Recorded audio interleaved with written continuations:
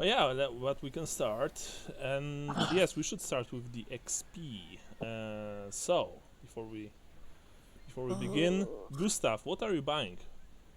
+5 intelligence. +5 intelligence, all right. Johannes, what about you? Oh, you don't know how much XP do you have? Yeah, I have no clue. So give me a minute. Okay, so maybe Lambert in the meanwhile. If you do you want to buy I'm something? kind of in the same boat. I'm trying to find my book. Okay. I guess I'm gonna pick up toughness. Toughness. Yeah. You shit, I have 200 XP available. Nice. Do what? 200 is quite a lot. So +5 toughness for you, okay? Bring you up to 30 toughness. Respectable for a halfling. What about Gaston Larue? What are you buying, Gaston? So I got 175 XP right now, and I guess we're gonna probably be doing maybe some fighting. We'll see. We're going around the town. I'm at 42 toughness and 48 weapon skill, and 40 strength. In your opinion, which one's more important right now to bolster? If you buy +5 to your toughness, you have 47, so you won't break the 5 toughness bonus. So that's kind of bad, but of course, when you test toughness, you test it on your total percentage skill, and toughness tests are usually used against illnesses, sickness of all kind, mutations, stuff like that. Weapon skill, of course, is always good for a Bretonnian knight. So you have 48, so +5 would be 53. That's quite a lot. Especially if you do special maneuvers like aiming before attacking, stuff like that. Strength, again, you buy 5% strength, so you have 45%. So you won't break the 50. But strength tests are also important. So my answer is all three are very viable, honestly. Okay. I would probably go with toughness, I think, if I would be in your shoes, because this is the old world, and as I said, Papa Nergo always loves you. Yeah, I'll go ahead and do that then. So +5% to your toughness, so you have 47, right? Yes. Okay. You want me to update, or do you need to update? No. You have full control over your character sheets, so that's what I always said to guys. You take care of your own sheets, and I can only occasionally, take a look at them, but I usually don't do. It's like an agreement. Handle your sheet. Yeah, handle your sheet. Handle your own sheet. So yeah.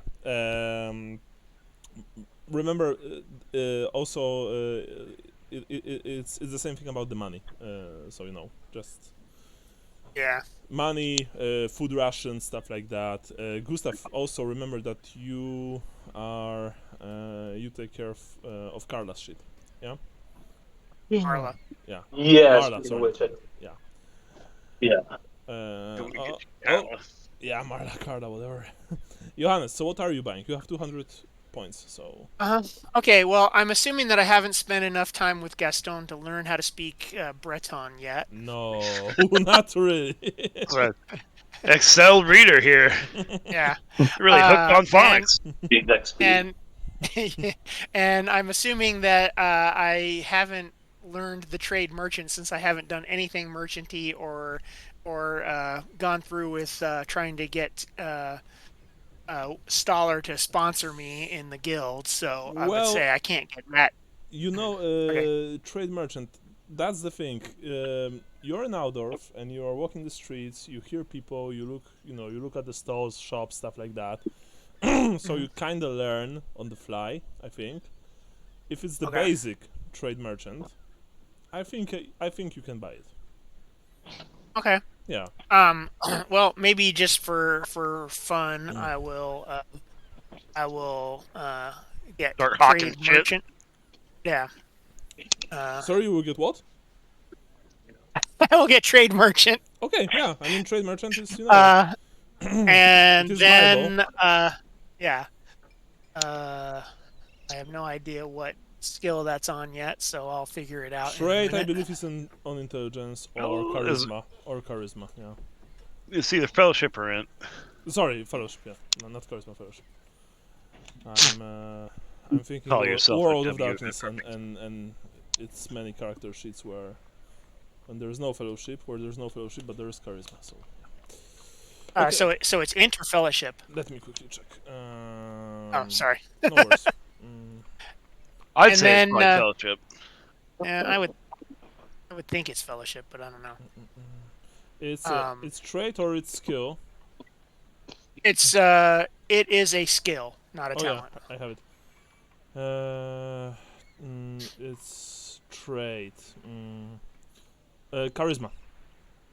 Fellowship. So fellowship. Yeah, sorry, okay. fellowship. And then sling should be on ballistic skill. For Yeah. some reason, the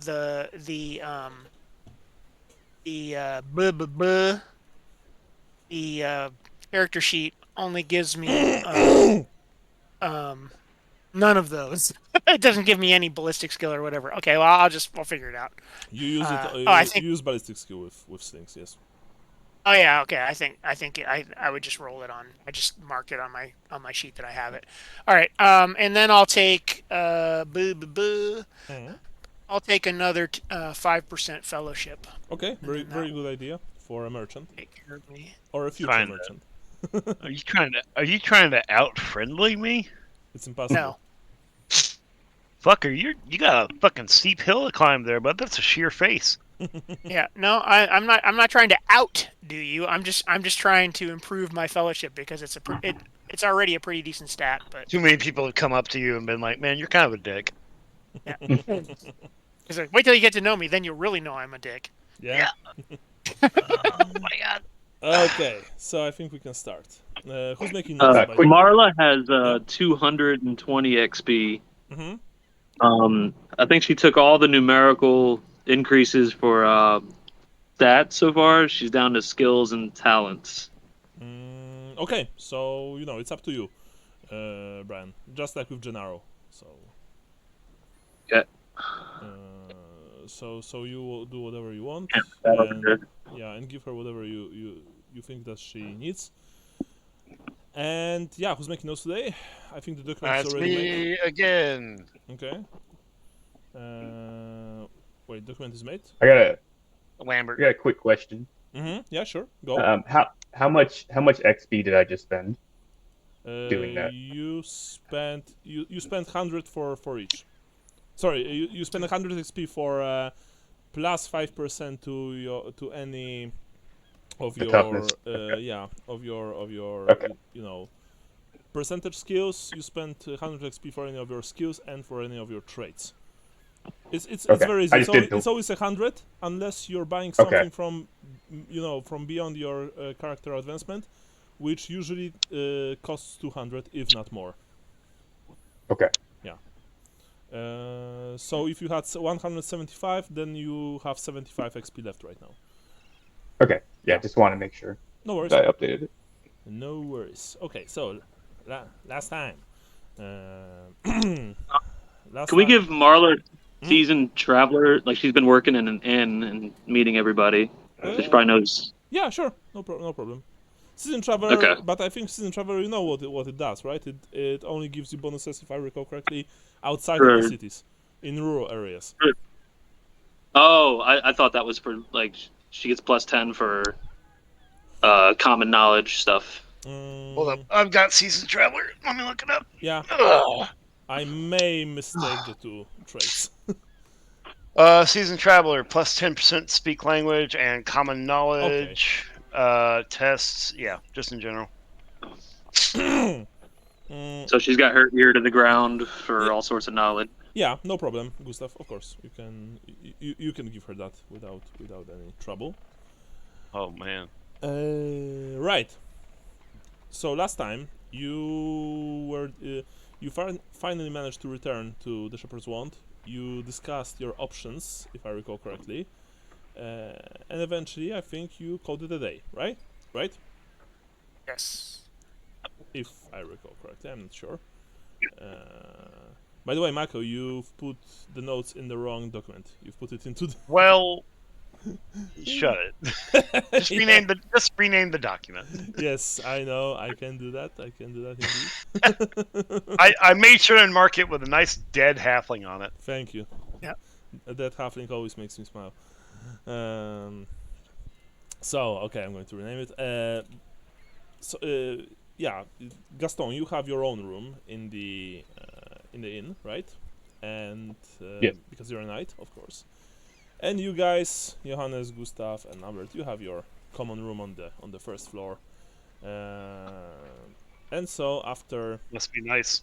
yeah, well, I mean, he's a knight after all, so he has options. How do you earn that? Yeah. So, do you guys want to discuss something? Sorry, very quickly before you hit the bed, or you're just, We should take watches with everything going on. Guys, what's it take to get knighted? No, Too much. hear me out. Noble birth. The first halfling knight. There are halfling knights, I think. Shut up. That's a field warden, different thing. You're not even from where I'm from, but I don't think the lady blesses halflings. okay. Oh, so you're in the same room as with them, Gaston? Oh, okay. So Because I'm not in the room. yeah, My bad. You have a different room. I didn't realize we all went to bed. My bad. Yeah, no worries. Please continue. what about now, Gaston? I never said I wanted to be a Bretonian knight. Gaston like is an not actual... in the room. Oh, okay, my bad.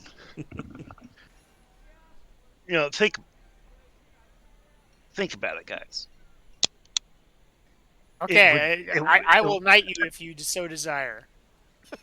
Are you a knight? Of course not.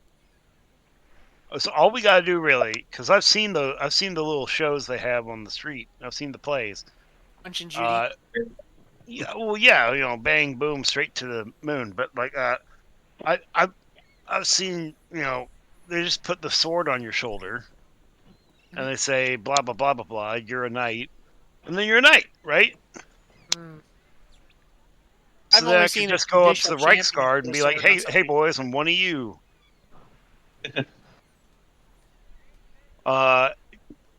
Lambert just sort of falls backwards, and the 2 bottles of wine he's been chugging just roll out from behind him. Like, where have you been hiding those?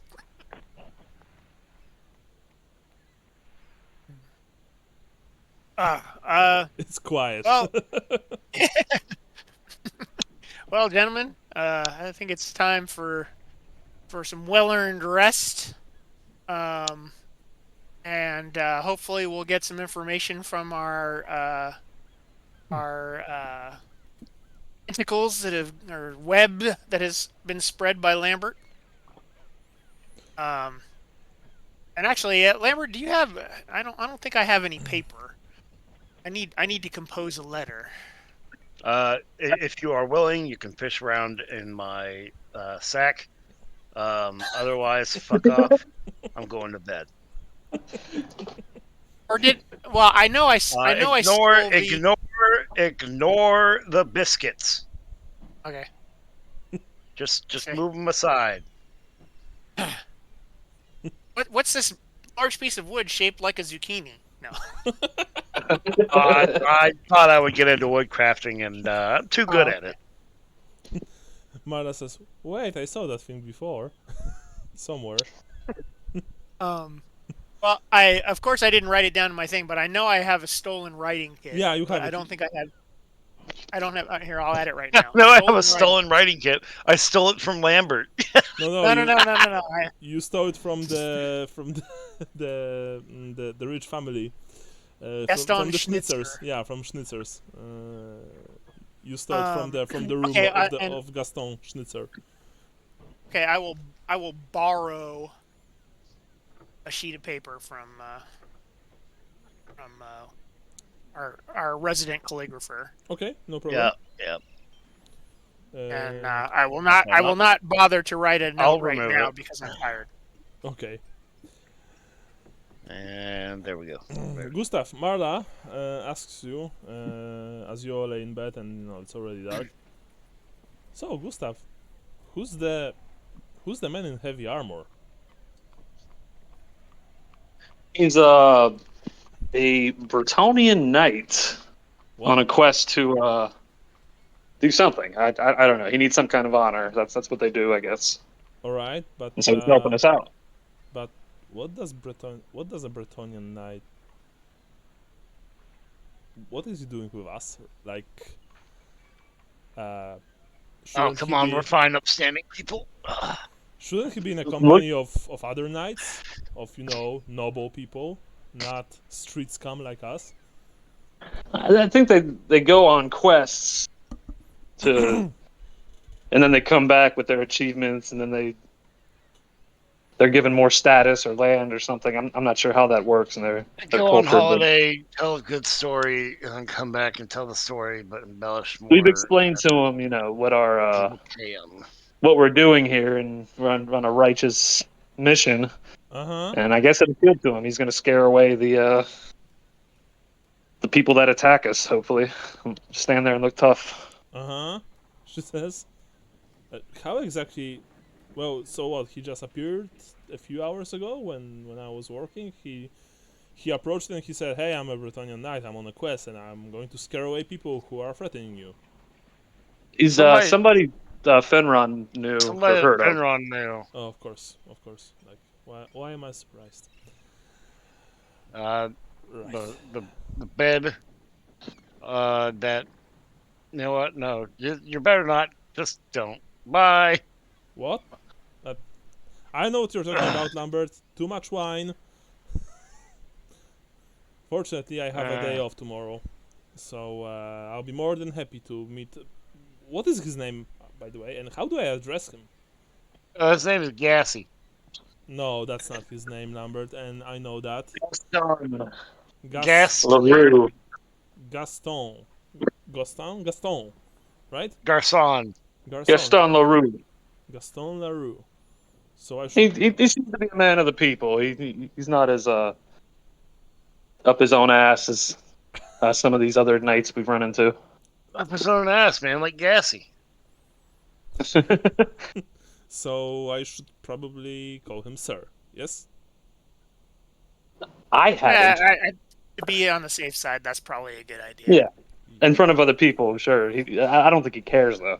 Yeah, but does he care that Other people might. that I'm a woman? Because from my experience, most of the knights they have those funny ideas about chivalry and finding your lady, but when it comes to actually working with women or treating them as equals, well, that's something completely different. How many female knights have you seen in your lives? He's the first Bretonian. Yeah. Alright, you know what? We can discuss this tomorrow during breakfast. Good night, all. And she just, Sorry, Sean, what was that? She's doing a porno guitar riff. Doing little Barry White or hey baby. Okay, gotcha. So anyway, Mara flops on her other side. Quickly, she starts snoring. All of you guys, including you, Gaston, you just put your hands on the admittedly relatively clean and fresh pillows. As I said, Finron takes care of this place, and you almost immediately go fall asleep. The day was exhausting. You traveled, far and wide. You walked the busy, overcrowded streets of Altdorf, and went to many places. Gustav, Johannes, and Gaston. You eventually found the Golden Triangle Club. Lambert, I actually don't remember what you were doing, to be completely honest. But you were doing something important, I bet. Yeah, sorry, Michael, my bad. If I About what? no, nothing. I don't remember what Lambert was doing during all of this day. Oh, you were with Gaston inside the club. Okay, sorry. Talking a lot of shit. That's what I was doing. Yeah, so you were all in the Golden Triangle Club. Then then you returned. Gustav, you still have your. By the way, you can add a single hit point because if you're still hurt to your character sheet. Because remember, if you're lightly hurt, you regain a single hit point every night. I think let me check. I think I healed up entirely. Okay, so even if but even if you healed up, I mean, you still have the healed wound still aches a bit. Oh yeah. Yeah, and you're still you're still hissing in pain from time to time. I mean, given the circumstances, you emerge relatively unscathed. Gaston, meanwhile, you, of course, this place, like it's not what you're used to. Let's be honest. Even though it's one of the better inns in this godless land, where they don't even worship the lady, of course. You're still a knight. So, sorry, Andrew, you were saying something. That's not me. Okay, so there's someone speaking in the background. It's like a radio or a TV. Yeah, I hear it. I don't know where it's coming from. Yeah. Gustav, is it yours? No, I heard it though. Johannes?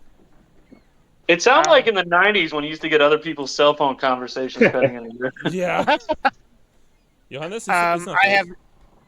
I have no idea if it's me or not. Okay. I don't have anything open that should be saying anything. Lambert? Michael? Uh-oh. Yeah, it's really quiet. Okay, Michael. I think Michael is. First of all, he's away, and second of all, he probably put the TV on or something. But I think he'll be back soon. Anyway. Maybe he had to take a phone call. Yeah. Anyway, Gaston, as I said before, you're still not quite used to this kind of accommodation. And Altdorf, of course, is loud, is obnoxious. It's full of, well, common class people and peasants, of course. Plus, well, you're far away from from your ancestral homeland. So, I'm not, of course, telling your character how he should feel, but I'm just telling what are the circumstances. Right. And what you are going to do about it is of course up to you. But anyway, you are going to sleep, and as I've mentioned quite a few times, it's summer in the city. Yeah. You're very close to a river. It's hot, humid. There are lots of insects, flies, mosquitoes, stuff like that. You can hear seagulls outside. You can, of course, also hear to the very wee hours of the morning. Drunken revelries, people, traveling up and down the street of 100 taverns. Dogs barking, cats meowing, like, of course, sounds of people having a good time. If you know what I mean, coming from nearby buildings. Even during the night, most of Altdorf is loud. It's just a loud city, and the parts that are quiet are those that you really don't want to be traveling during the night, because they are usually the most dangerous. The abandoned neighborhoods, decrepit buildings, stuff like that. Eventually, the sun rises again, and you all wake up in your beds, probably semi-drenched in sweat because, as I mentioned before, hot. And your room, Gustav, Johannes, and Lambert, it is actually quiet. Like it's not small, but there are 4 of you people, you 3 and Marla. So of course, the it's rather hot. Gaston, you have a large room all for yourself, so it's not that it's not that bad. Eventually, you'll get up, get dressed, and go downstairs to grab something to eat. Gaston, tell me, as a Bretonnian knight, at what time do you actually get up? I mean, do you like to, sleep longer, or maybe you get up very early to, for example, train, do some push-ups, sit-ups, stuff like that? Yeah. Yeah. Yeah, Okay. I got up at 5 a.m. Oh, nice. Well, 5 a.m. at this time of year, it's already bright outside. So I guess that you get up, you do a series of exercises. Meanwhile, of course you don't know that, but the rest of your comrades, you could say, are still fast asleep. But eventually, Lambert, Johannes, Gustav, and Marla, of course, you all get up. You are all very hungry, and you go downstairs. The common room in the inn is already pretty full. Most of the people here quickly arrive to either help with the hangover plaguing them from last night of drinking, or because they really want to grab something to eat before they go to work in the docks, in nearby shops and stalls. You even see a few guards, like local guards, enjoying a light meal probably before their patrol. So, Gustav, Johannes, and Lambert, when you go downstairs with Marla, you already see Gaston sitting at a large table. Gaston, when you wanted to order food, one of the serving boys who approached you told you that you don't have to pay for any of the food or beverages. Like it's on the house. And why is that? he said, "Oh, Master Finron's explicit order, Sir Bretonnian." He said, "You think that he's maybe a bit scared of you? You're not sure if it's because you're a knight or if it's because you're a Bretonnian. Maybe a bit of both, really. So, can I take your order?" Yes, I'll have the frog legs, some truffles, and some wine. I'll need to check with the chef if we have those. I'll be right back. And he ran to the kitchen. The rest of you just saw what happened. You saw this young kid, running into the kitchen, and Gaston sitting at one of the larger tables in the middle of the common room. You approach him. Yeah, I'll go sit with him. Okay. Gaston, you see that, Gustav, I'm sorry, Johannes and Lambert, I presume that you also joined. Yes? Yeah. Yes. Did we hear what he ordered? Sorry, Gustav, once again, something broke a bit. Did we hear what he ordered? No, it's way too loud. I mean, it's not, super loud, but you didn't hear that. Gaston, you see that Gustav, Johannes, and Lambert approach the table and sit right next to you. You also see a admittedly fairly attractive young woman with long blonde hair, dressed in a very common style, but also it's this like she's dressed as I said commonly and rather simply, but also in a way that that accentuates her her beauty. She also before she sits, she looks at you, Sir Gaston. Hello. When you said that, hello, she blinked a few times. I'm Marla. I'm friend of Gustav, Johannes, and Lambert. Can I sit with you? Yes, you may. Thank you. She sat down right next to you, Gustav, and Gaston. You see that she grabbed Gustav's hand rather in her own in a rather strong way. Gustav, you almost again grunt with pain because she practically crushes your fingers with her own. Her stats are better than mine. Sorry, Brian, come again because something is breaking up a bit. Yeah, you're I getting said some interference there, bud. that stats are better than mine. Yeah. So you are all sitting at the table. You see that Gaston has not yet ordered anything. You don't think so because there's no food on the table, but of course, maybe he did, and it's already made. It's already getting prepared.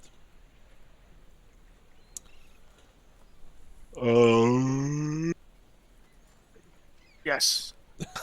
We'll wait for the boy to come back. We need a round of breakfast ales. I just bring out as much fucking food as possible. I'm so fucking hungover. Well, you've drunk 2 whole bottles of wine before going to sleep, Lambert. Hey, you gotta shut up. Yeah. I mean, the miasma of wine during the night was very impressive. You can eat my asthma. I don't think that's possible, but all right. Sir Gaston asks the girl. I've heard from Gustav here that you decided to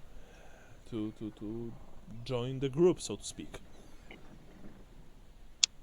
Yes, I've decided to declare the war on drugs Oh, in Altdorf. Yeah, we're following a policy of containment. Yeah. that's We're cleaning up these streets. that's very noble of you. We are now the Indeed. Knights of Dare. I mean, You gonna start a DARE program? I mean, what made you, what forced your hand? What made you decide on this course of action? When he went to the 4-H clubhouse and no one showed up. Oh, sorry. I'll shut up. I felt the lady was calling me to do something. The lady?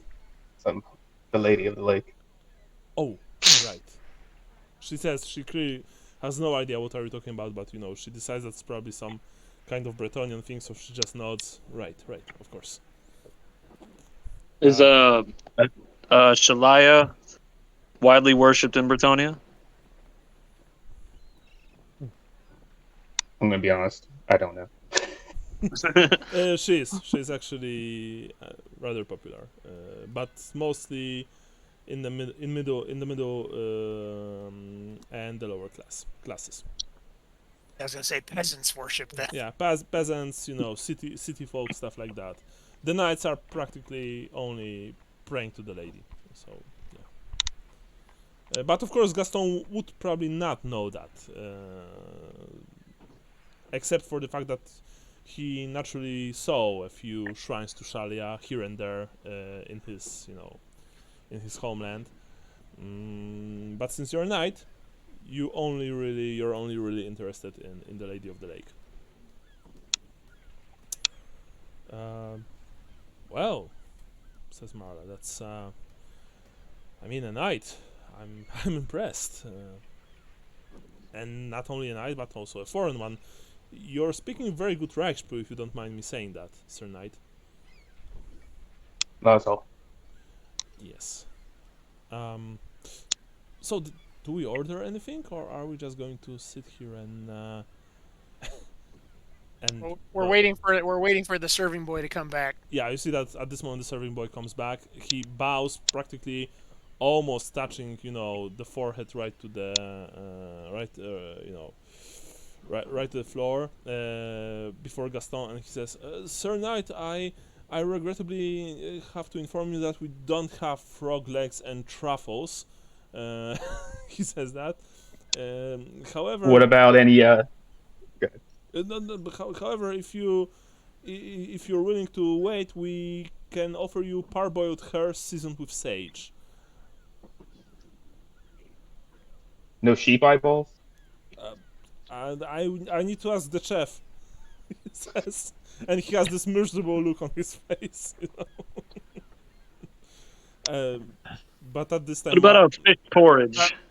Oh yeah. I will take. While we've got you here, how about a round of some kind of sausage and a pitcher of ale? I got it, boys. Always trust me for eating. How, We need 16 eggs, 16 sausages, 5 pies, 2 potatoes, 3 tomatoes, and 1, 2, 3, 4, 5, 10 large ales. of course. I'll have what the halfling's having, but minus the ale. Right. So Some wine for this guy. when you said this guy, the kid looks at you, wide-eyed, almost as if in shock, and then he looks at the Hey, light. man. He's in my country. I mean, of course, Sir Knight, we have some very good red wine. I can bring you some if you wish. Sounds good. Works for me. And once again, he bows low and quickly retreats to the kitchen to fetch you your order. Oh, my God. Oh. All right. Are we going to talk about what happened last night? What? You're getting drunk? You're getting drunk? No, and- I got drunk because I needed to get drunk. That was the best performance. I thought put you were up- talking about the wooden eggplant in your bag. You didn't touch that, did you? I mean, I just hope that you clean from time to time, says Marla. Anywho, yes. You needed to relax and let off some steam, Lambert, and we are greatly impressed with your skills. And we need to figure out how we're going to Vegetable for a return. little guy. Yeah, how we're going to return to the triangle, or specifically how Gaston is going to return to the triangle. I guess he's been invited back. And what we need to do to proceed with the other side of the coin in this Guarina. What's her nuts? I forgot her name, of course. Akner, Kids says will- Marla. Oh, Kids will Akner. be by later. After I eat, I'm going to be cooking up a whole mess of food for them. Mm-hmm. But I do want to point out that me and Sir Knight here, Gaston. Can I just call you Gaston? That's fine. It makes it so much easier. Thanks. You can call me whatever the fuck you feel like doing. Late for dinner. Late for dinner. That's pretty good. I'm taking one of the 2 ales I ordered for you. So, you guys remember that spooky blade that we took over to the wizard? Yes. Yeah, no, they have them. Like, they were wearing them. That wasn't like a showpiece. That wasn't like sitting on a cabinet or something. There has to be another way in then. There was a guy wearing one of those blades. Oh yeah, we were talking about hiring a rat catcher. You did that before dinner last night. Oh, thank God. Cool. Wait, what? That was Gustav. Yeah. He made it should be somewhere in the in Yeah. the chat. I made a little Think an flyer to ad- take to yeah. the Uh, main Strasse. Yeah, and I think you wanted to get this flyer to the The mission inn. board. Yeah, The to the town inn mission board. to the inn owned by Carsten Leibniz, right? Yeah, that was the meeting place tonight at sundown. Yeah. And ask for Oleg. Yes. Oleg Cassini.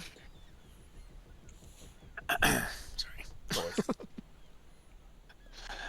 All right, says Marla. I'm rather confused. Why do we need a rat catcher? We think This that oh, go ahead. Sorry. we think the drugs are being moved to the sewer, right? Or I mean- that there's a secondary entrance into the Triangle Club through the Alright. sewers. That All right, and you think that what we hire a rat catcher? He gets us to the entrance, and then what? One that knows the area. I mean, if he says there's an entrance down there, maybe he could tell us how to safely navigate to it. Yeah, mark it for us or whatever. Well, I would think that at that point, if we can find a secondary thing that we might want to try to bring. Well, we want to get in there and see what we can see, but we might want to at that point we might want to bring the Templars with us if we're going to go in through that route. But that's farther down the route.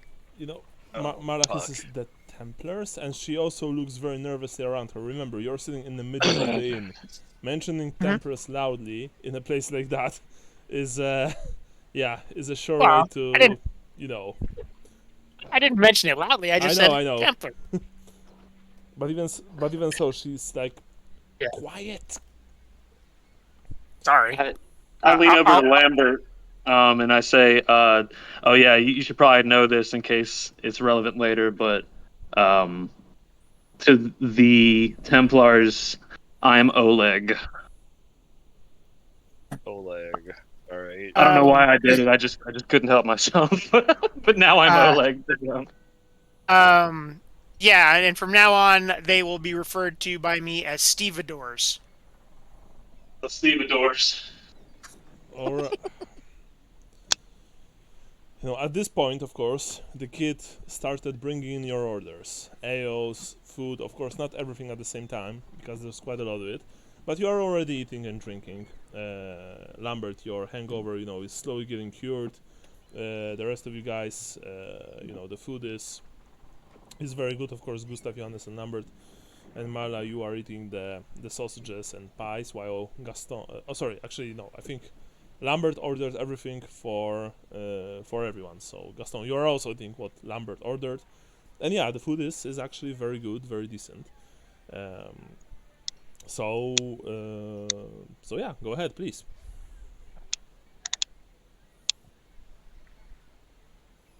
What?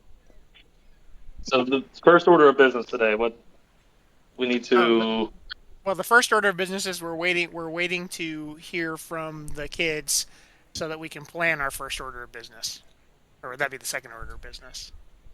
So right now we're just relaxing, having a fine meal, and waiting for the kids to return. And maybe I'm going to cut my piece of paper in half and write on one half of it. Mm-hmm. What are you writing? While we're gaming, I'm typing out a note which I'll send. Okay, sure.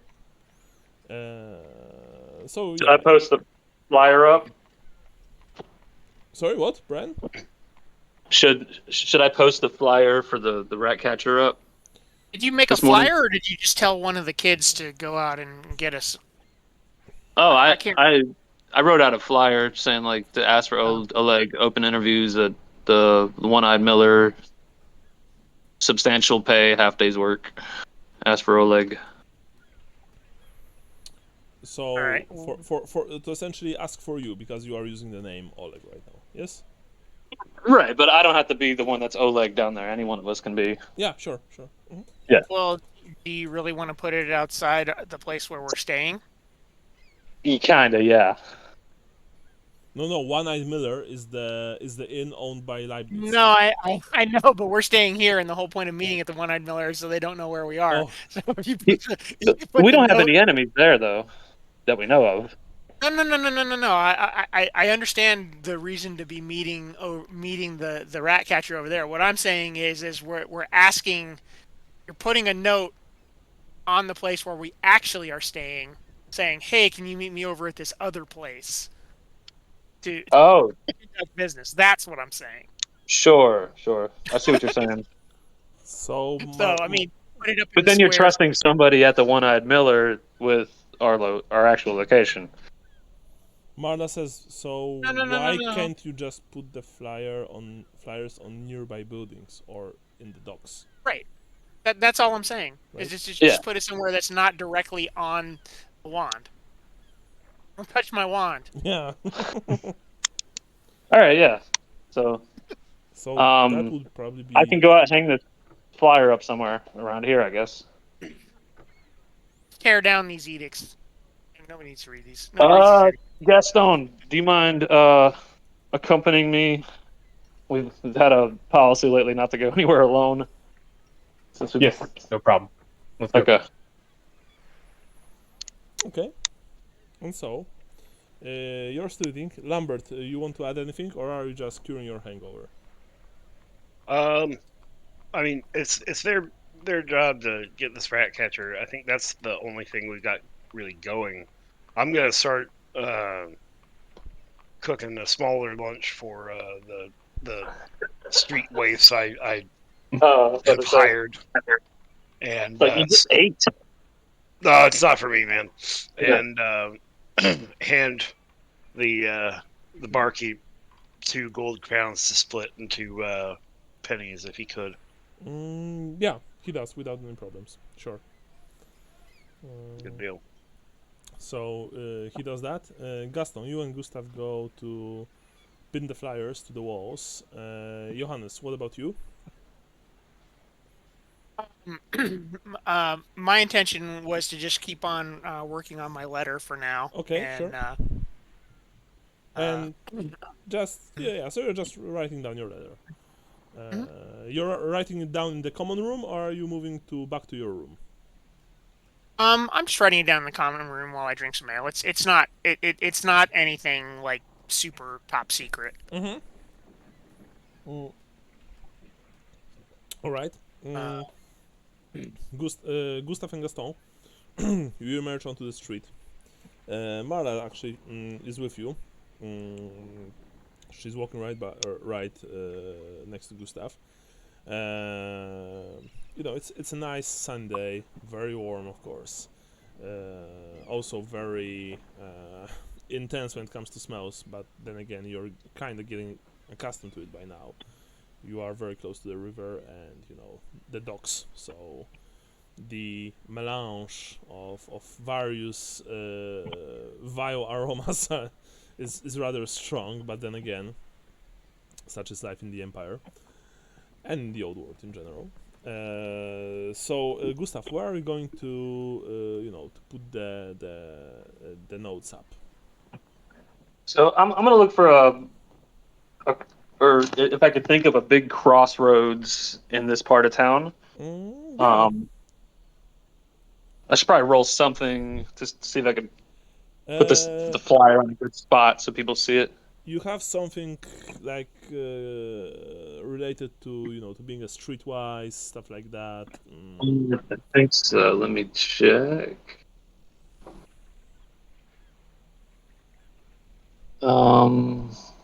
Street fighting. No. Savvy? No. No. All right. You know what? Just roll intelligence. That's it. Okay.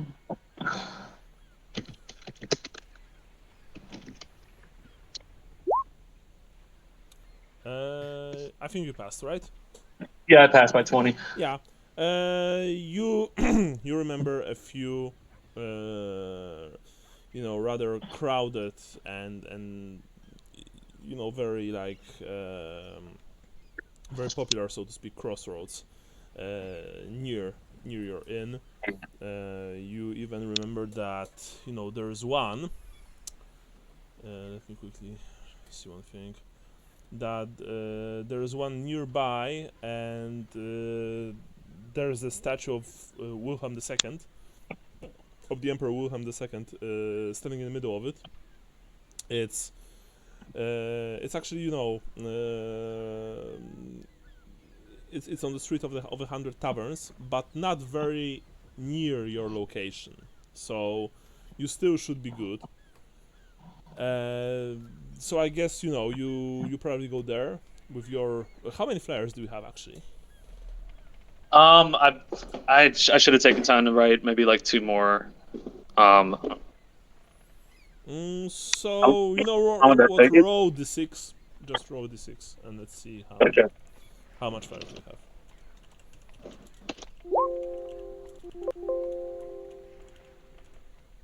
6. Okay. It says rat catcher needed urgently. Knowledge of hunting vermin and Mauerbloomchen. Substantial pay for half day's work. Meet tomorrow before dusk at One-Eyed Miller for open interviews. Ask for Oleg. Tomorrow, so not like I, today. I wrote that the last. Yeah. Yeah. Okay. You also remember that there was this crossroad actually called Heads of Traitors, where the Zygmuntstrasse and Luitpoldstrasse intersect, the Street of 100 Taverns. It is called like that because there is a monument consisting of 5 pikes stuck in a dirt mound, and from what you've heard on the spikes, they're placing heads of those considered enemies of the Empire. That said, of course, you've traveled many times, through this part of the city, and yeah, while the pikes are looking a bit grim, and they're even like very dark, maybe because of all the blood spilled on them over the centuries, you haven't seen a single head mounted on it. Perhaps it has Very something imperial. yeah, perhaps it has something to do with the fact that it is on on one of the premier drinking and like tourist street of the city, so they Nothing makes me want to drink like seeing a severed head. yeah, exactly, so they probably don't want to scare away the patrons with the heads, especially now during the summer, where where the heads would very quickly start to rot, simply put. Right, so you have 6 flyers. You and Gaston and Marla, you just go around the neighborhood, and and pin them to the walls, to various posts, stuff like that. You even saw Gustav and Gaston, you as well, that almost immediately as you've put them on, like a few people approached them and started reading them. Maybe thinking that it's for a job that they're looking for. No one interacted with you, like no one approached you and said that, hey, I just read the flyer and I want to talk to you about this. But yeah, people definitely started taking notice of them. As I've said, during this time of the day, the Street of 100 Taverns is still very crowded, but it's not like just impossible to traverse. That said, there are quite a few people involved. Gaston, by the way, what are you dressed in? Do you have your armor on you, or like only half armor, like your mail coat and maybe your heraldry? Probably have everything on, So, right? so Except for my helmet. No okay. helmet. So you're essentially you're essentially a full-plated knight walking through the streets. Probably it's also the case why almost everyone is getting out of your way, like the 3 of you. Yeah, me and Marla put the flyers up so it doesn't look weird like a knight like doing this menial task. I mean, yeah, that would be quite strange. I'm not even sure if Gaston would be up to it. I'm getting paid 2 pennies for the day to put up flyers. So yeah, you see that probably because of Gaston's presence, you're not getting harassed by peddlers, beggars, people like that, and sorry, what? Michael? What? I think he just burped into. Oh, I didn't. No, I haven't done shit, man. I haven't burped at all. I cleared my throat a second ago. Okay, That might have been me. yeah. So and even a single guard patrol walking the street nearby only gave you a casual glance and then just moved on along the way. I don't feel like fucking with it. Yeah. Mm-hmm. Doesn't feel like fucking with it. That said, Gaston and Gustav roll intelligence with Gustav plus 10%, and I'll also roll for Marla myself.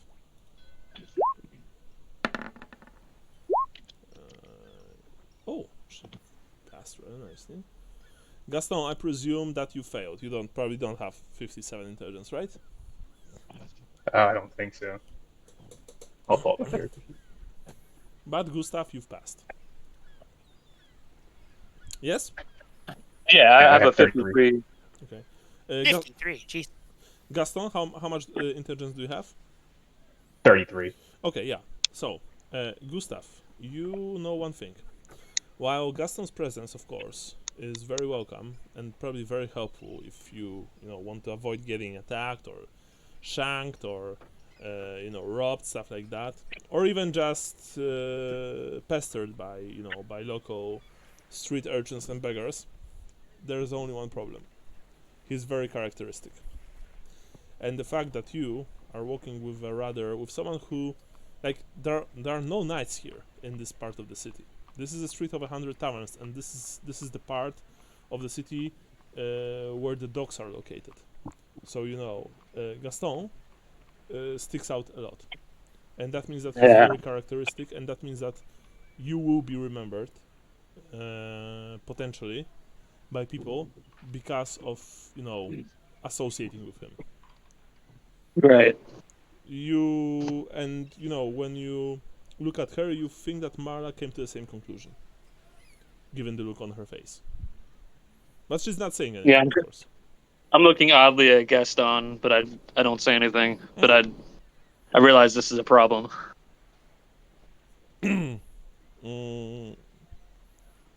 Right. Meanwhile, Lambert, you Yeah, enter, what up?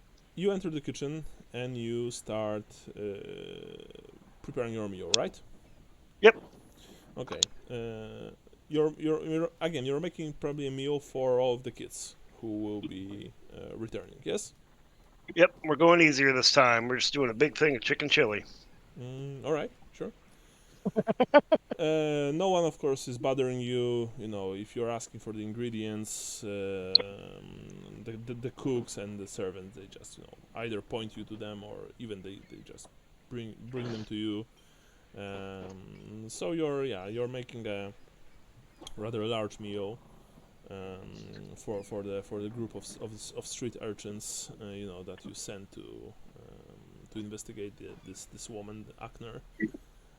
And it also probably takes you quite a bit of time. I would guess that an hour at least, if not more. Meanwhile, Johannes, you're scribbling down, your note. When suddenly, and now I should hear "uh-oh" from Sean. Uh-oh, no, just kidding. But when suddenly the door to the inn open, which of course isn't something strange. However, a 10-man patrol of Altdorf guards, led by as you look up, you see that the man commanding them is probably a captain, you would guess, at least, given the amount of gray in his long beard, the half-plate armor that he's sporting, 2 pistols crossing his chest, and a large war hammer strapped to his back. Oh, he really is the Warhammer fantasy. Yeah, he just won the entire setting. He's the main character. The men standing behind him are the guards in Altdorf library, armed with halberds and spears. And the fact that suddenly there are 10 large armed men in the common room, people are just moving closer to the walls. A few of them abandon their tables. The captain just looks sharply. Oh, sorry, the commanding officer looks sharply around the room, and suddenly it's quiet. Like almost no one is speaking. The bartender, Johannes, you see that he's looking very nervously at this group because usually, your usual patrol in Altdorf consists of 3 to 4 men. Sometimes 5 if it's a better neighborhood, or if the situation is there enough. A 10-man unit is a lot. The captain looks around the room. He savors the quiet. It's clear from his stare, and you can see, Johannes, that his stare is hard as steel. And then he says loudly, "Is there a Dankmar Lightfoot in here? Sorry, not Dankmar Lightfoot, my bad. Is there a... What was your name? Lambert Cherryheart in here?" Hide me. Hide Well, me. he's in the kitchen, isn't he? So Yeah, I mean, I'm yeah, just, he's in the not kitchen. out of character, out of Oh my god. Oh, you fucking traitorous fuck. What a fucking snitch! I should have led with that. Yeah.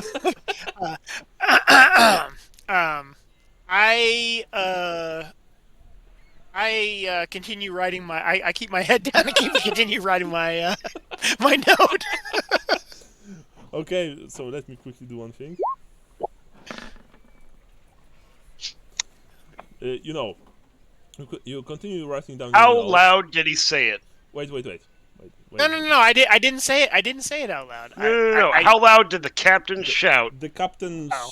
said it. He didn't scream, but he did use his military officer voice. So Lambert, you don't exactly hear. I mean, you haven't heard exactly what he said, but all of you, you and the other cooks and servants in the kitchen, you hear that something is going on in the common room. But what I want to say is that Johannes, you return to your writing, and as I said before, you are still at the table in the middle of the room. The table is large. You're alone at the table, and you're writing. While all of the other people are practically, they're either sitting and just looking at the captain with their wide eyes, and like flagons of ale held in their hands, or they moved under the walls. So you hear the boots, heavy steel. What's the word? Steel shod boots. Hobnail boots. Yeah, approaching your table, and you see the shadow falling over you, over the parchment that you're walking on, and you hear, "You boy." Oh, god damn it. Sorry. But yeah, you essentially hear that, "Boy, talking to you." Barna. Yeah, Barna? Oh, excuse me, sir. I was deep in thought. What can I do for you? Only now you see that the man, towering over you, the officer, he is huge. He's almost like 2 meters tall, probably, which is very tall for an old that's tall. order. Broad-shouldered, clearly a military man, also given the amount of scars on his face. And you can smell, not only the sweat, but also, cheap tobacco and actually not alcohol, but it's clear that the man likes to smoke pipe. One Lambert Cherryheart. I don't think I do.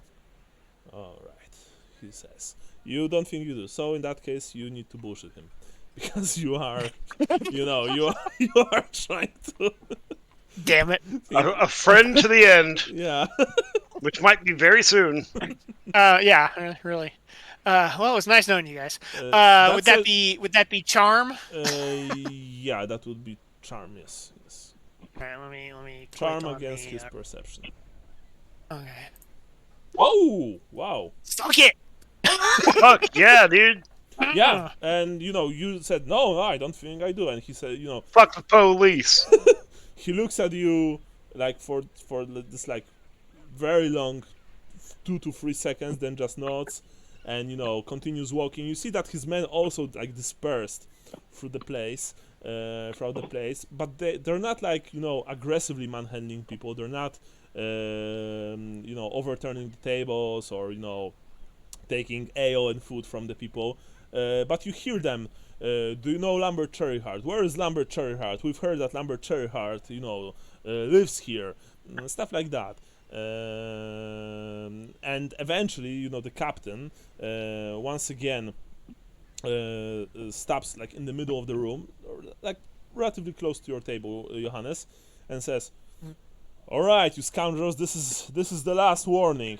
Tell me where Lambert Cherryheart is, or we will take you all in. Maybe a night or two spent in a nearby watch station will clear our minds, eh?" At this point, Lambert, of course, you do hear what is happening in the common room. Mm. And you see that a few of the people with Do you, I want to be brave? like the few cooks, not all of them, and servants, you hear them talking, and even looking at you and saying, Lambert, or her cherry heart, like the guards are looking for you. Maybe you want to speak with them. And All right. some of them are saying, no, Shut up. yeah, don't go there, man. Shut up. Lambert looks around, crosses his fingers openly, pulls a entire gold crown out of his pocket, and tosses it into his soup, and says, "You better have my fucking back," and walks out there. Mhm. You walk out there. You walk to the common room. Johannes, you look up from your furious scribbling. I mean, at this point, you're probably writing a book, not a letter. I'm not really, but it's How long can you I'm very- write a fucking He's letter? just doodling different ways Lambert's gonna die. Yeah. no. I'm just very carefully writing each letter. I don't want to mess up. Okay. Oh, so you're writing multiple letters. All right. I didn't cut that actually. No, I'm just writing one, but I'm trying. It's just gonna be the most perfect R in this entire letter. All right. Well, essentially, I'm trying to draw it out now. Now that I'm caught, sort of. Okay.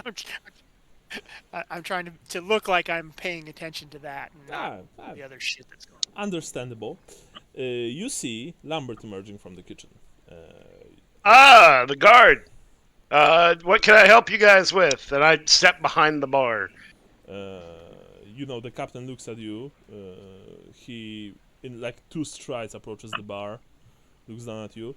Your cherry heart? Yes. Do you want an ale or? We got lunch cooking. Come with me, please. You're not under arrest, if that's what you're afraid of. Oh, okay. So I don't have to go with you.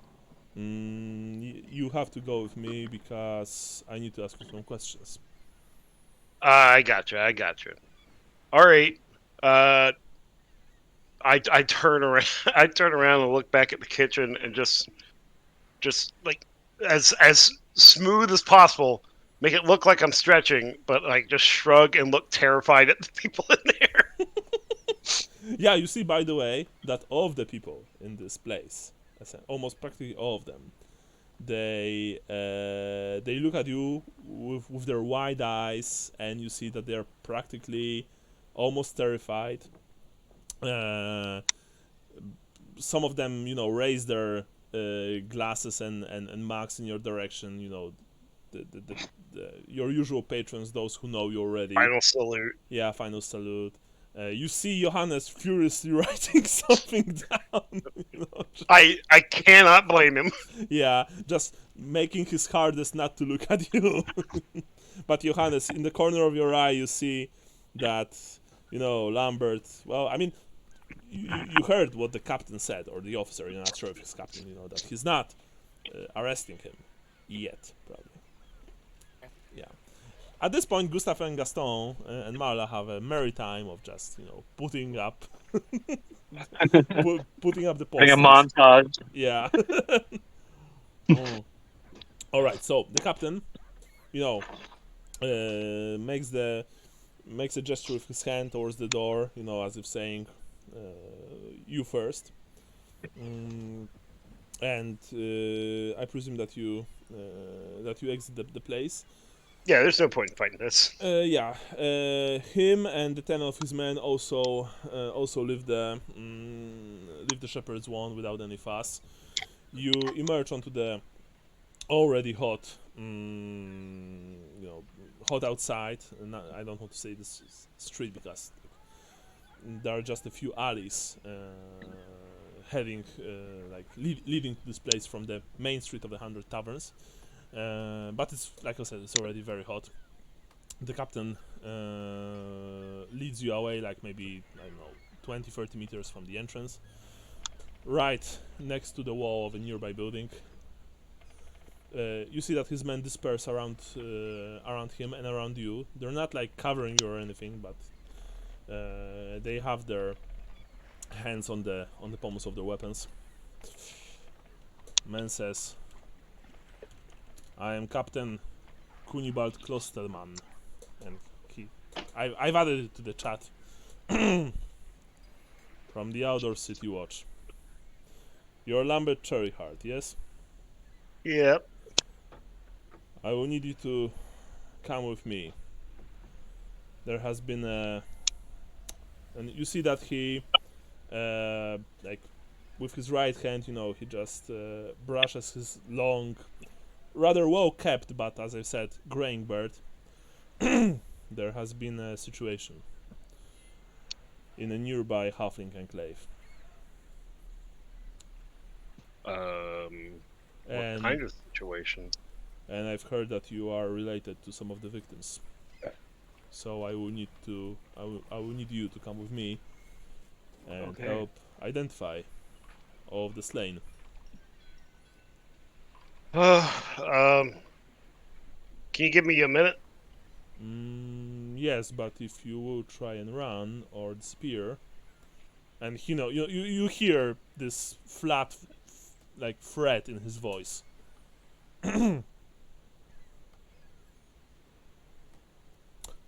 Right. When you're not saying anything, he says, "Dietrich, Ralph, go with him.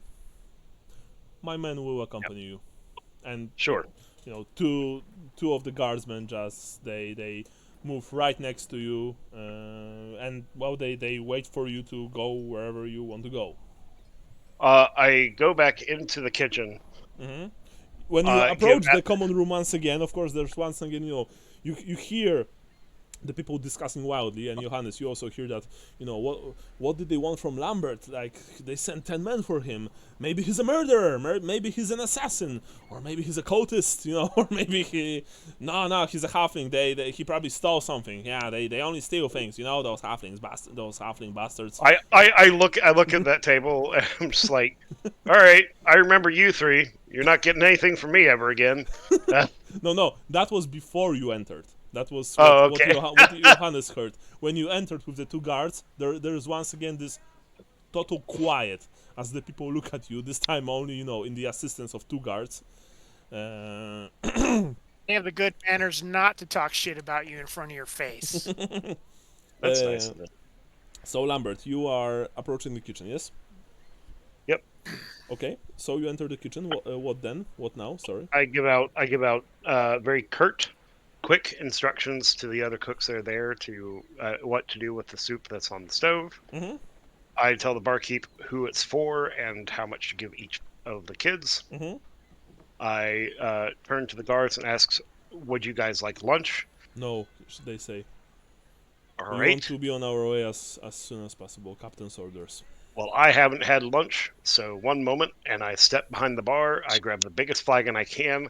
I fill it with Finron's nicest beer. Say fuck it. He can yell at me later, and I walk out. All right. You walk out. All while this whole thing is going on, Johannes, you see that no one is like saying anything, speaking, shouting. They're just looking mesmerized as Lambert is doing those things. Just going to the kitchen, then going behind the bar, pouring himself a huge drink from probably best cask in the entire inn, and then he just walks out in the assistance of those two city guards. And of course, as soon as he left, the discussion resumes, and people are just talking madly about what's going on. Are you doing anything, Johannes, or are you just continue scribbling? I am going to wrap up my letter and, put the sand or whatever it is on it to dry the ink, and then hurriedly fold it up and stick it in my pouch and rush out the door. See if I can see where they're going. Okay. So without even rolling, you see them disappearing, down the alley leading to the main street of 100 taverns. You can follow them if you want. Yes, I would like to try to follow them. Okay, but do you want to follow them like normally? You don't have to roll anything, but if you want to follow them stealthily, of course, then you will need to make a stealth test. No, I'll follow them normally. and just I'll make something up when I get there. All right. Meanwhile, Lambert, as you actually, sorry, before we go there, Gustav and Gaston, you eventually took you less than an hour, but you eventually managed to pin all of the letters. Sorry, all of the what's the word for it? Not letter, but Flyers. yeah, flyers to various buildings and posts and stuff like that. What now? What now? I guess we're heading back. Gaston? Yeah, I'm guessing we didn't see any of that commotion. We're way too far away, right? Let me put it that way. You can roll perception with a minus 30%, and you don't need to worry about botches. You can botch this roll. If any of you passed, including Marla, then you can see. Actually, you can see Lambert being escorted by the guards. It's up to you. You don't have to roll if you don't want to. But again, you can botch this roll. So What are we rolling against? Perception, but with Perception. minus 30%. Holy shit! Holy shit! You've passed, and Gustav passed as well, I think. Holy Wow. fuck! These critical successes. Yeah, that's a Yeah. Marla Sweet. failed. By the way, Gaston, even if you a 1 is always a critical success. Like you always pass on a roll of 1. Any skill, Okay. any skill check, 1 always passes. 100 is always the worst kind of botch, essentially. Right. So in that case, of course, Gaston, as Gustav is actually nailing his the last flyer to a nearby wall, you scan your immediate surroundings because you are aware that there's some kind of danger here, that your new comrades, perhaps friends, you don't really know how to call them, are being targeted by some enemy force, stuff like that. You hear over the din of the street, you hear the unmistakable sound of a regimented unit marching in a certain direction. And you look behind you, and over the heads of people, down the street, closer to the docks, you see this rather large patrol of 10 men armed with halberds and spears. You see the polished steel helmets. Leading them is this like ox of a man. He doesn't have a helmet. He has a huge hat with peacock feathers sticking from it, and even from here you can see the handle of a warhammer strapped to his back. But you also see who is walking with them, or rather, whom are they escorting? A diminutive figure, rather short, rather fat, dressed very well, and you know who it is. It's Lambert. It's actually Lambert. And Gustav, you've just finished, nailing the last flyer. You turn around. You look at Gaston, and Gaston is looking at something very intently. You take a glance towards where he's looking, and you see the same thing. They're arresting Lambert. Actually, now that you see it, they're not arresting him. He's not being arrested. He's not shackled. And it It looks doesn't look good. so. Well, sorry, what? Well, it still doesn't look good. No, especially since there are 10 of them and they are heavily armed. They are not your usual town guard. They look more like frontline soldiers of the Emperor's armies. But it's clear to both of you that Lambert is not being arrested. They're not manhandling him. He doesn't have manacles on his hands. It really looks like they are escorting him somewhere. In fact, both of you think that he has a huge stain of ale in his hands. What are you doing? Uh. Marla, meanwhile, is just looking at a nearby shop or some kind of a some kind of shop Well, selling Yankee selling Candle clothes. Store, Yeah, something like that. Yeah, candle store. Thank you. buying bath bombs and stuff. jeez. No, actually, candle store sounds good. It does sound Yeah. good. Guys, I might go to the Yankee Candle after this. And Marla, and Well, I gesture with my head. now that you've gestured, she doesn't have to roll anymore, and she's like, "Oh my, they are arresting Lambert." I'm gonna start moving in that direction. Uh, Are we far enough away where sneaking would matter? Or you They can. see me, and it's like, I guess, when you just say in Minecraft afterward, it doesn't work. I mean, let me put it that way. Sneaking, like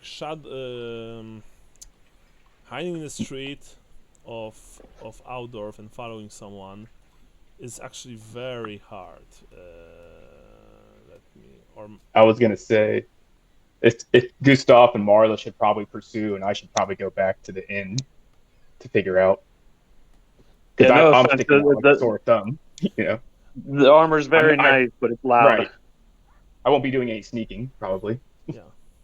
I mean, sorry. Hiding in the streets of Altdorf is practically impossible. Tailing someone, of course, sneaking behind someone is absolutely possible, especially in the more crowded areas. Because there are so many people around. That said, you all know that Gaston won't be able to sneak behind them. Won't be able to tail them Right. effectively because he has heavy armor on him and he just clanks, clank, clank, clank, Yeah. clank, clank. So so it's impossible. That said, I presume that you move. I would. Yeah, sorry. Go Yeah, I ahead, would. Go ahead. I was gonna say I think I should go back and meet up with Johannes and figure out what's going on. Yeah, that's Okay. that's what I wanted to say. Right, Shit. as you are moving closer to, I presume that you are all moving closer to the, to the group as they are getting away from you, right? Gustav, you were saying that you are, Yeah, I don't want to lose sight of yeah, them. moving close to the direction. You see, both of you had very good rolls, even with a minus 30. Both of you see that from the alley leading to the Shepherd's Wand, a very familiar figure of Johannes emerges and actually follows the group of the group of guards. Huh. So, I'm gonna follow Johannes then. okay, but do you want to follow Johannes as into like tail him, sneak, or do you just want to walk behind him? Just behind him. I think it'll decrease our chances of Okay, getting caught, Gaston. but we can still give him support if something happens. Yeah, Gaston. What about you? I guess I better stay. It's probably pretty obvious if I start moving. Or I probably need to keep a good distance but follow. Yeah, But Marla stay is actually, really back. Marla is actually saying, well, your help could be invaluable if things get ugly, but maybe just follow. Let's follow them from a safe distance. She says. Yeah. Yeah, and she's staying with you while you, Gustav, you're getting closer to Johannes. Johannes, you can roll perception test if you want. Okay. But let's say minus 15%. And you don't have to worry about botching. No. Nope. Yeah, so you're just focused on following Lambert and the group. I'm walking on sunshine. Yeah. Oh, It probably works better. I mean, if you don't even see us back there, it probably works better. You know what I mean? yeah. So it's like can we take a quick break? Just don't lose sight of. Or I'm Lambert. gonna take a quick 10. yeah. Let's take a few minutes break and we'll be right back. Go. Yeah, okay, go- of course. All right. Change Duncan's diaper. Whoa. I'll do it when we get back.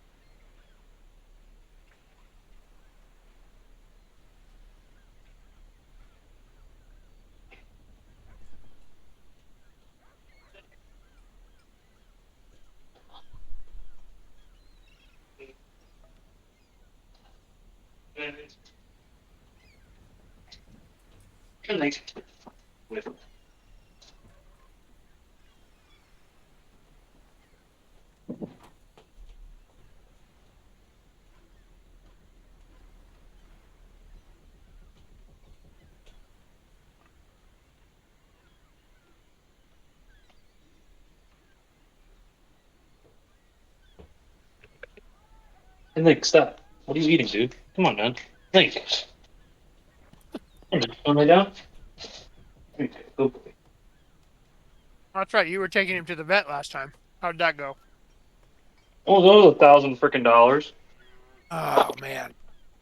But he had poisonous mushrooms, so his liver was like in bad shape. He needed Shit. fluid, and he needed something to build his liver back up like rapidly. Wow, that's fucking So it sucks. was necessary, and yeah. Yeah. Well, I'm glad you caught it. And it goes on long enough, the liver could shut down, and that's it, Right. Yeah, I know. I had a cat die from liver failure. It was essentially just really bad food poisoning, though. But Yeah. he got some poisonous mushrooms in the backyard, and like I can't even let him back out in the back anymore without me standing right next to him because he's just scavenging for shit. Yeah, that sucks. No. As far as I know, my dog doesn't eat stuff, but you never know. She did come inside one time and like hack up a baby bird. Ew. I feel bad because we kind of trained him to do this because, like, initially, when the baby's eating in the high chair and the baby throws like some goldfish off the tray, he's helping us out by eating it off the floor. But like now, he's officially had food poisoning. So Yeah, well, there's a difference between eating food off the floor and digging around and eating mushrooms in the woods. he's just turned into a crackhead with like crumbs and stuff. You know what I mean? Like he'll look everywhere. Yeah. But we had to put a baby gate up in the kitchen, not for the baby, but for the dog. And like when we're not paying attention to him, he just sits by the gate to the kitchen. Like we moved his food out of there, so he has no reason to go in the kitchen anymore. But he just wants to go and lick the freaking floor. Yeah, our dog licks the floor all the time. Oh my god, it drives me nuts. Hey, what's up? Hey. You right, Linky? You guys ever do any like masking when you do your painting? Yeah. Me, Well, no. And Like hazard stripes and stuff? yeah. Like that's how I do a lot of the yellow on my Eldari tanks. Is I'll prime them yellow and then I'll mask it and then I'll do the rest and then I'll just pull that off and clean it. Yeah. The masking painting tape that I picked up is not good painting tape because it ripped everything off. Yeah. I was gonna say, did it rip all the paint off? You gotta get that the actual Tamaya, I'm not sure how to say it. That's what I was using. Oh, Really? The Tamiya tape, the little thin strip stuff. Huh. Yeah. So I'm gonna. It was just the turret top, like it was just the top of the. You know what it might be? You're doing Scorpion. it right on the primer. I think you might need another coat of something else. Yeah, that's what I was thinking In too. between there. So I'm hitting it with another coat of primer, and then I'm gonna hit that with a clear coat. Yeah, Or like that's what I would do. prime it white and then hit it with a yellow airbrush or something, and then do it. That's what I originally did. Was I primed it with Wraithbone, hit it with the yellow airbrush, hit it with a second layer of the yellow airbrush to get a clean yellow, and then put it down. I should have put down clear coat on top of that. Mm-hmm. Oh well. Yeah. Luckily, it was just the turret head, like just the top, and not the whole body. I was able to get the rest of the body. That would have sucked. Like, because this is like a Land Raider size Eldar tank. Like a Baneblade size Eldar tank. I don't want to fuck it up that hard. Yeah. Oh man, so we were watching. My son has been showing me different horror movies, and last night we watched That's The a Summer long of name '84. Oh God. Have you seen that movie? Yep. No. But anyway, it's a good movie. But anyway, he was like, "Hey, Dad, what were you doing in the summer of '84?" I was like, Your mom. I've been saving that one your whole life. Yeah, I was gonna say I hadn't met her yet in real life, but I just couldn't resist.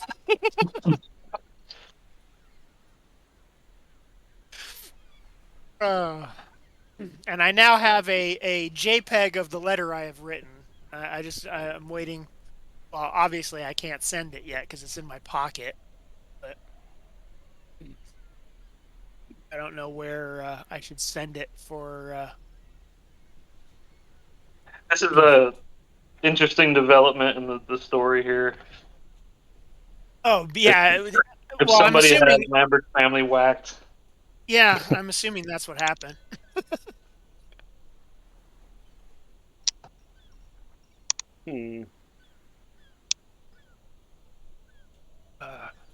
My goal of staying out of the dungeon is. I could see Dunkmar becoming too much of a liability to whoever he's working for. Well, he obviously was dipping into his stash, and that's probably what pissed them off. Is that he became erratic.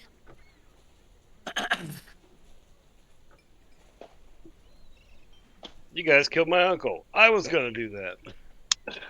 Yeah, god damn it.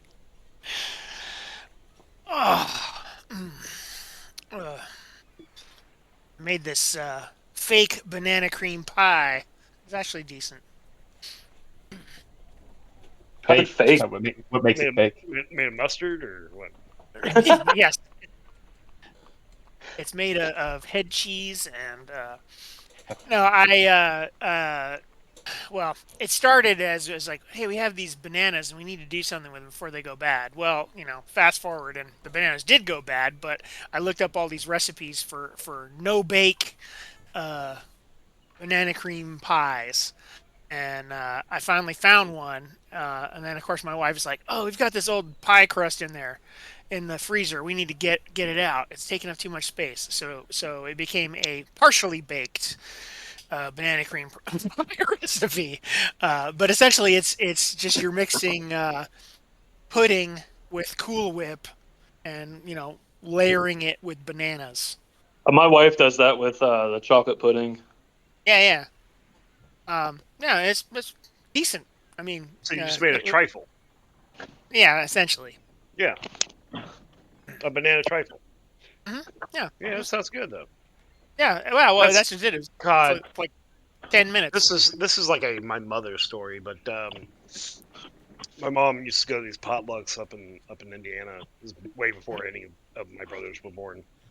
And her and my dad, just before they were married, were going to one of these, and she had brought this homemade this trifle that she had made. She made the angel food cake and all that stuff to go into it. Cool. Mm-hmm. And it pissed off one of the other wives that was there because her husband loved it more than her homemade dessert. Her husband's favorite homemade dessert, which was, I shit you not, just whipped cream, store-bought whipped cream, and chocolate chips stirred up. That's not the dessert.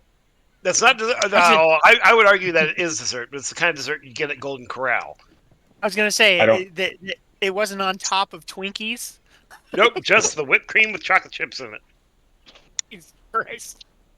Hey, you take two toppings and you put them together, and that's a new meal, right? Yeah. If I just make a bowl of pepperoni and jalapenos, that's a new meal.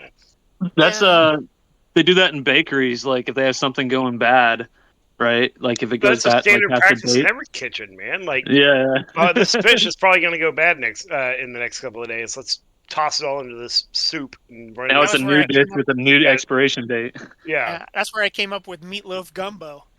Yeah, man, that sounds pretty good actually. Yeah, it doesn't sound bad. Yeah, that's like in the realm of like what were those things with like green Jello and whipped cream on top? And oh, you mean like green bean Jello? I don't even know. Like ambrosia salad or something. Shrimp Jello? They usually have the little snack versions of it at gas stations. You know what I'm talking about? It'll have some weird fruit in it, like in the green Jello with some whipped cream. Mm-hmm. Yeah, well, Jello molds were all the rage in the '70s for sure. Yeah. Oh, yeah, man. Anyway, yeah. So I mean, we're not dead yet, so we must be doing something right, right?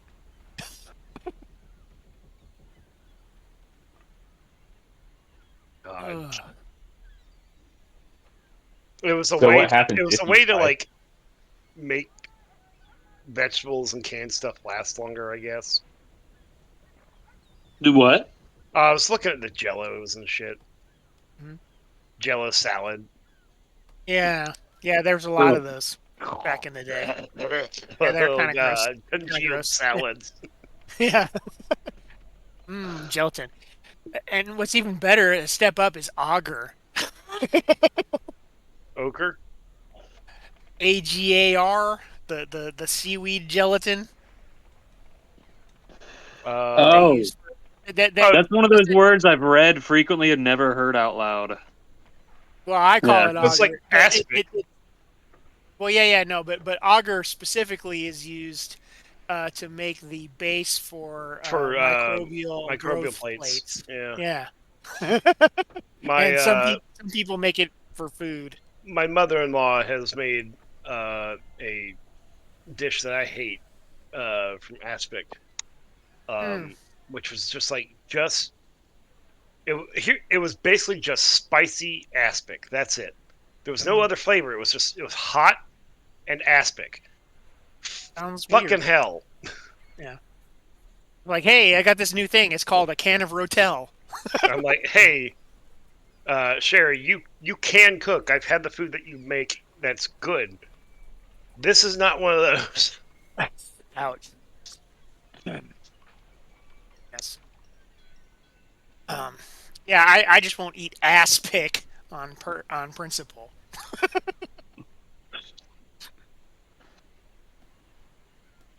Mm. Oh. So I'm thinking I don't know if I should put the letter in the Discord or if it should be private and you guys can't see it. If you're not showing it to us, then just keep it Well, for so far it's just in my Michael, pocket, maybe. so I'm not showing it to anybody yet. Yeah, yeah. But I need to send it on. Actually, I've got a couple more letters to write as well, but I only have another half of a piece of paper.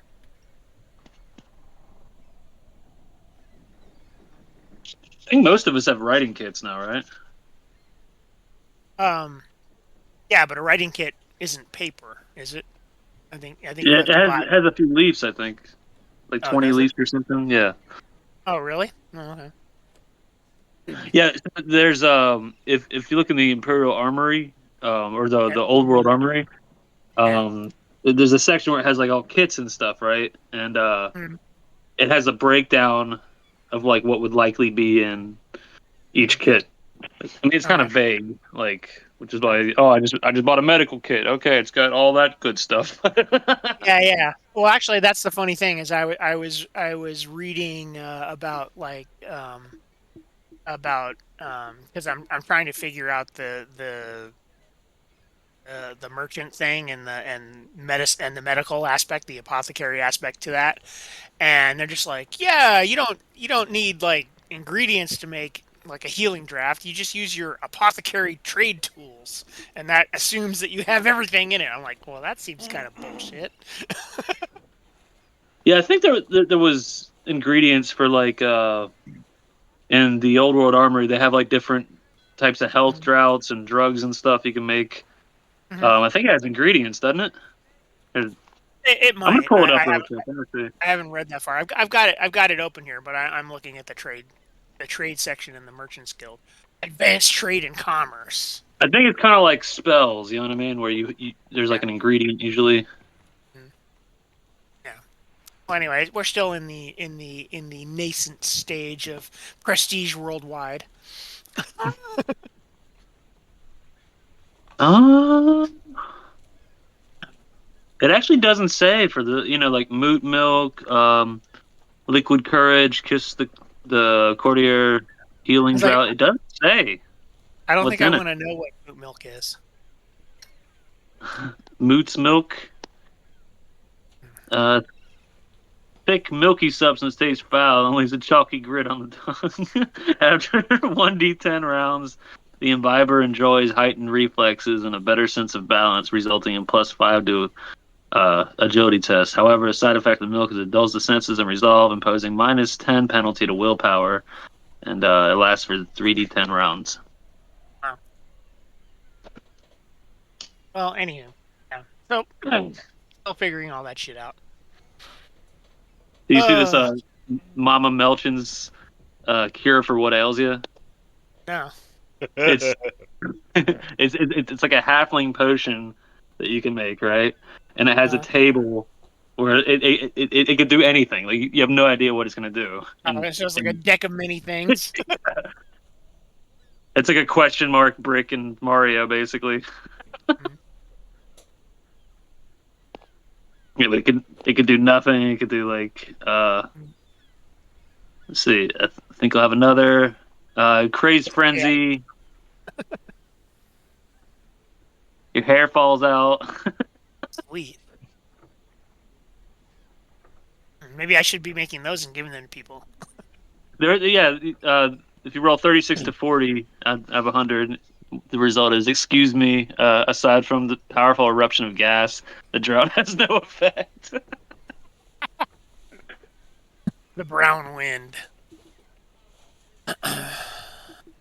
Or, if you roll 71 to 80, it's just a healing drought, which is kind of cool. Yeah.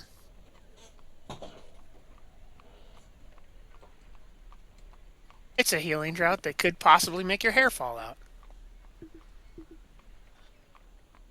Yeah, I'm trying to see how worth it is. There's a lot of drawbacks to this, it looks like. Yeah. Found it. Thank God, I finally found it. What did you find? You'll see. I'll post it in the thing. Oh, okay.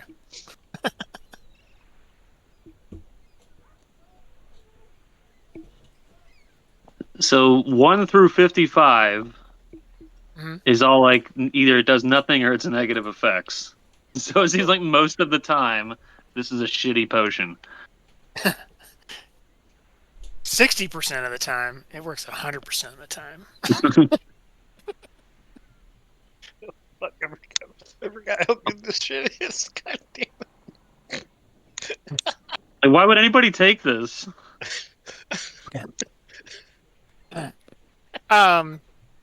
Takes all kinds. I don't know. I'm sorry. I'm sorry. 1 sec. Uh-oh. I forgot how good this shit is. I'm here. Sorry. What's happening? Everything's okay? Now, Michael is finding something that he's posting in the There chat. it is. Sorry, I found it. You mentioned shrimp salad. It's the first thing I thought of.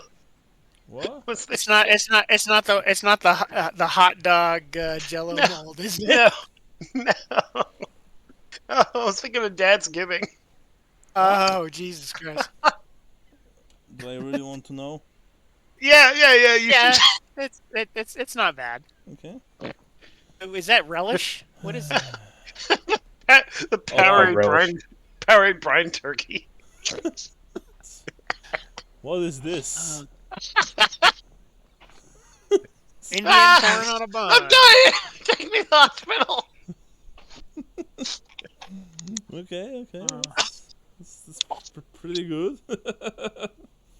Looks tasty. Hold on, Okay. let me see if I can. God, I'm dying. Oh. So I have one question for you. Go ahead.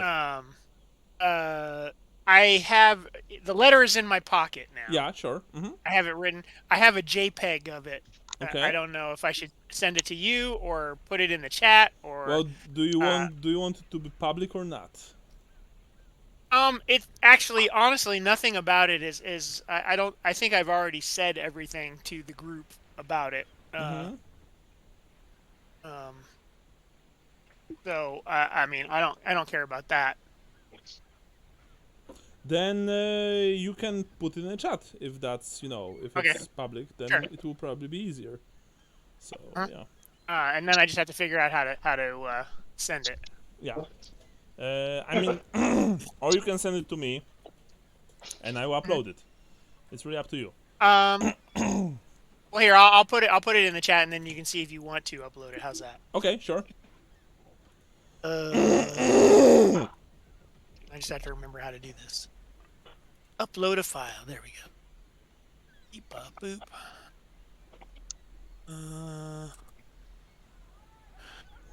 I've got way too many folders on this computer.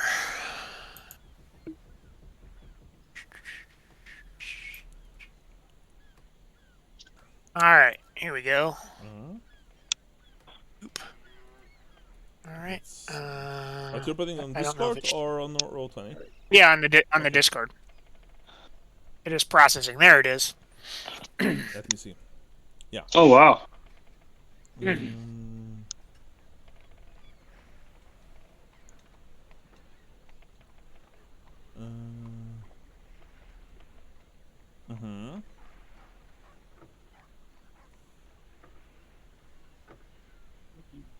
Okay, very cool.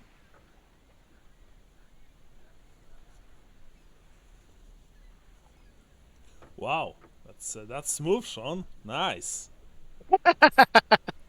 Yeah. That's, We'll see how that goes. What did you use to make that? Photoshop, and I have. You went all out with it. Yeah. Well, it's just photo. I use Photoshop a lot, so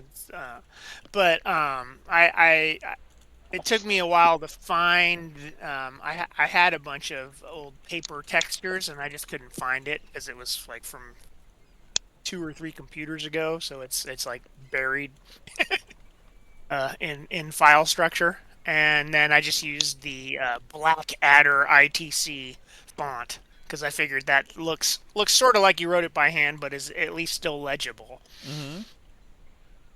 So, that's actually there you go. very cool thing, I must say. Really cool. So I am going to upload it to our handout section, obviously. Oops. Yeah, because it's nice. Stellar note. And what do you want to do with the note, Johannes? Do you want to will you bring it to Stellar personally, or will you like send it to him via like a courier, something like that? Yeah, well, there's, I remember we sort of talked about the postal system with Stig Radovich. And I wasn't sure if I was going to be able to get one of Lambert's boys to just drop it off for me. But yeah, I was just going to have it delivered because I figured, if we're being stalked by murderers and stuff, I don't want to bring that on. Of course. Yeah, sure. So I presume that you will like ask one of the boys, one of the urchins, to deliver it to Stellar after probably paying him like a coin or two. Yeah, but exactly. for now, you are following Lambert, who is escorted by the 10 men out of patrol towards, like, they're escorted towards, and you all know that. I mean, Lambert, you know that, Gustav, Johannes, Gaston, the Königplatz, to the direction of the Königplatz, like rough direction of Königplatz, which is number 24 on the map, if you are wondering. Okay, yeah. Yeah, Lambert, do you ask your, guards, quote unquote, anything? No. They mentioned that there was an incident, and I kind of have an idea on what's going on. And I'm just trying to put on a face of this is just another day of some bullshit. I don't want to be here. Don't talk to me. Just get this over with. Yeah. As you march, and you are already, you know where you are going. You know the direction. You even recognize, the 2-3-story buildings lining the street leading to your uncle's house. Some of them, tilting dangerously, almost to the point that the roofs connect. Some of them just, in relatively good shape.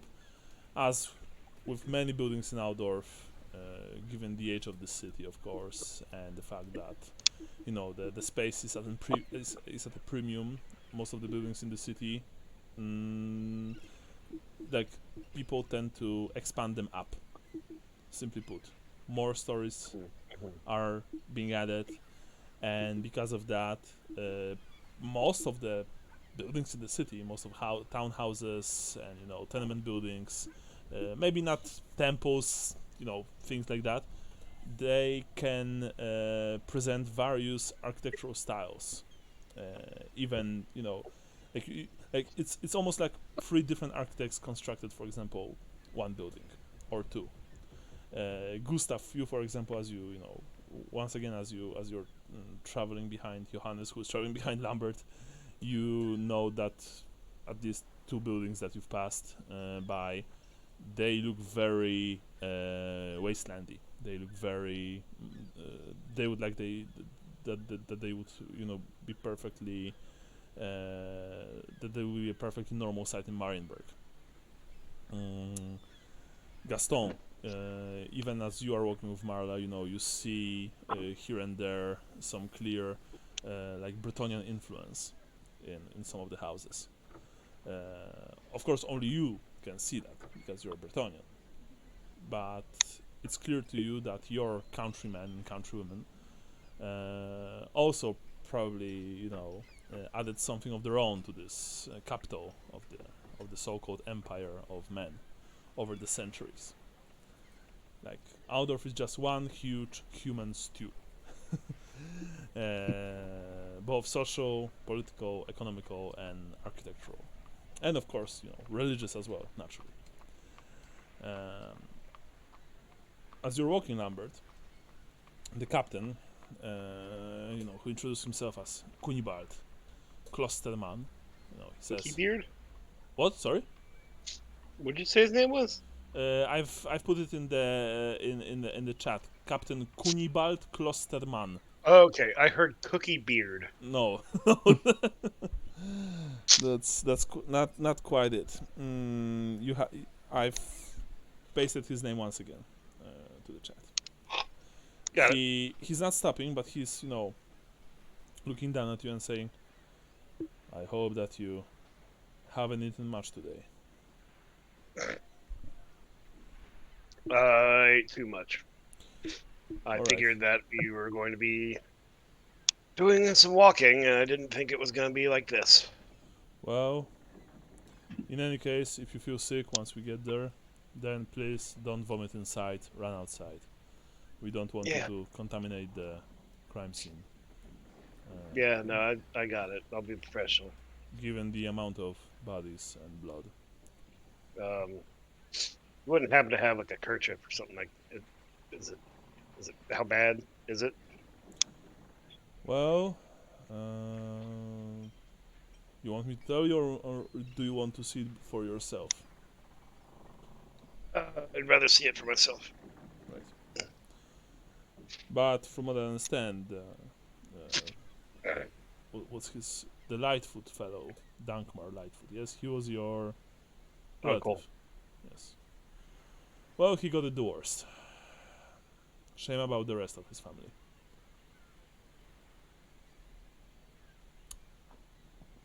He says, like, his tone is completely neutral, but you can sense that there is some kind of tension.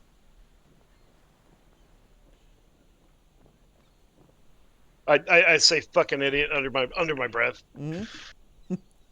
Loud enough that he hears it, but like just towards the general air.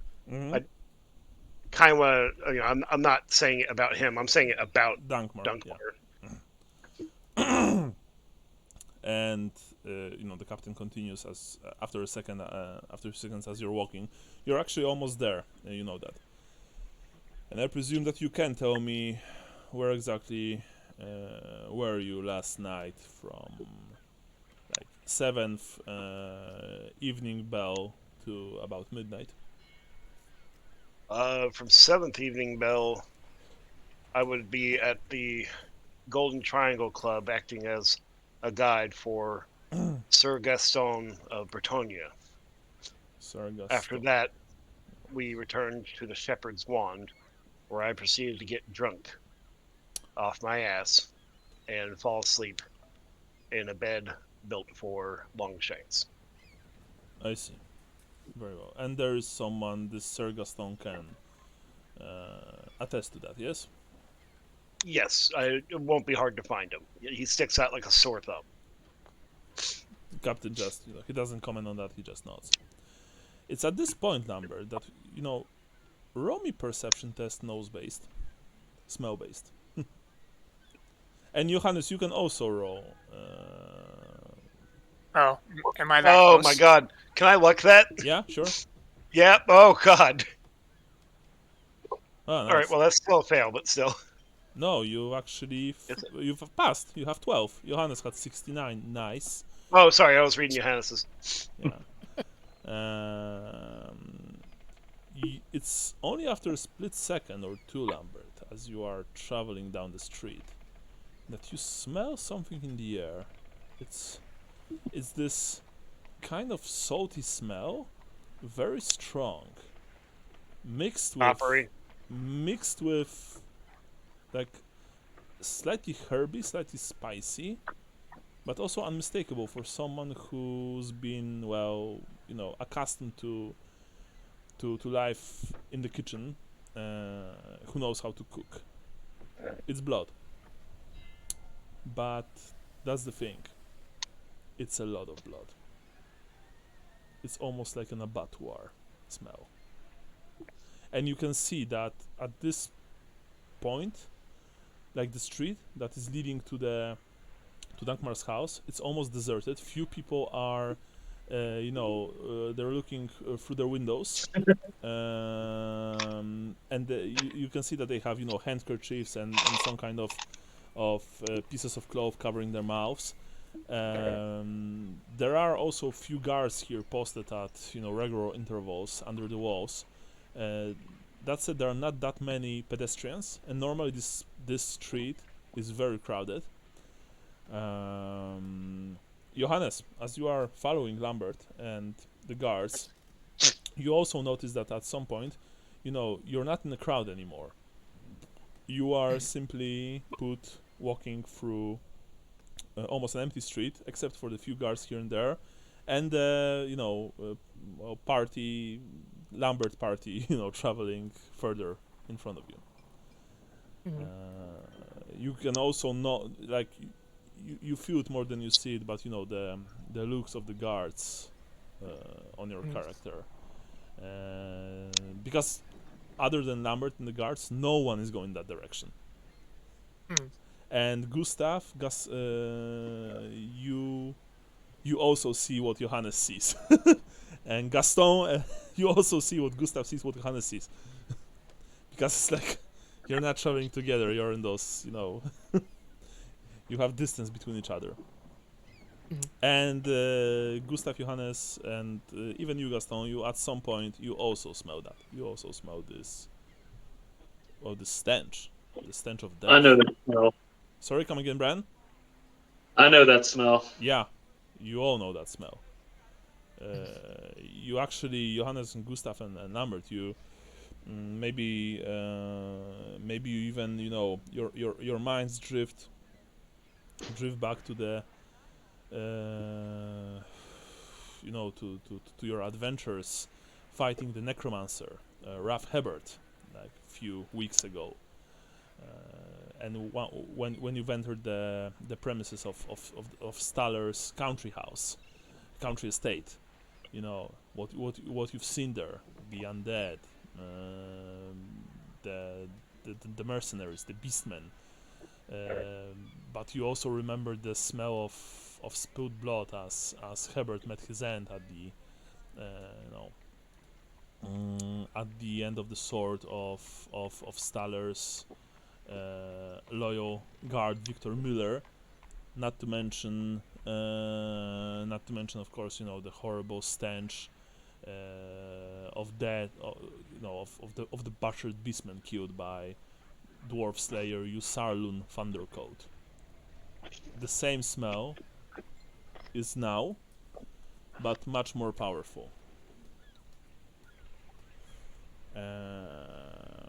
Yeah.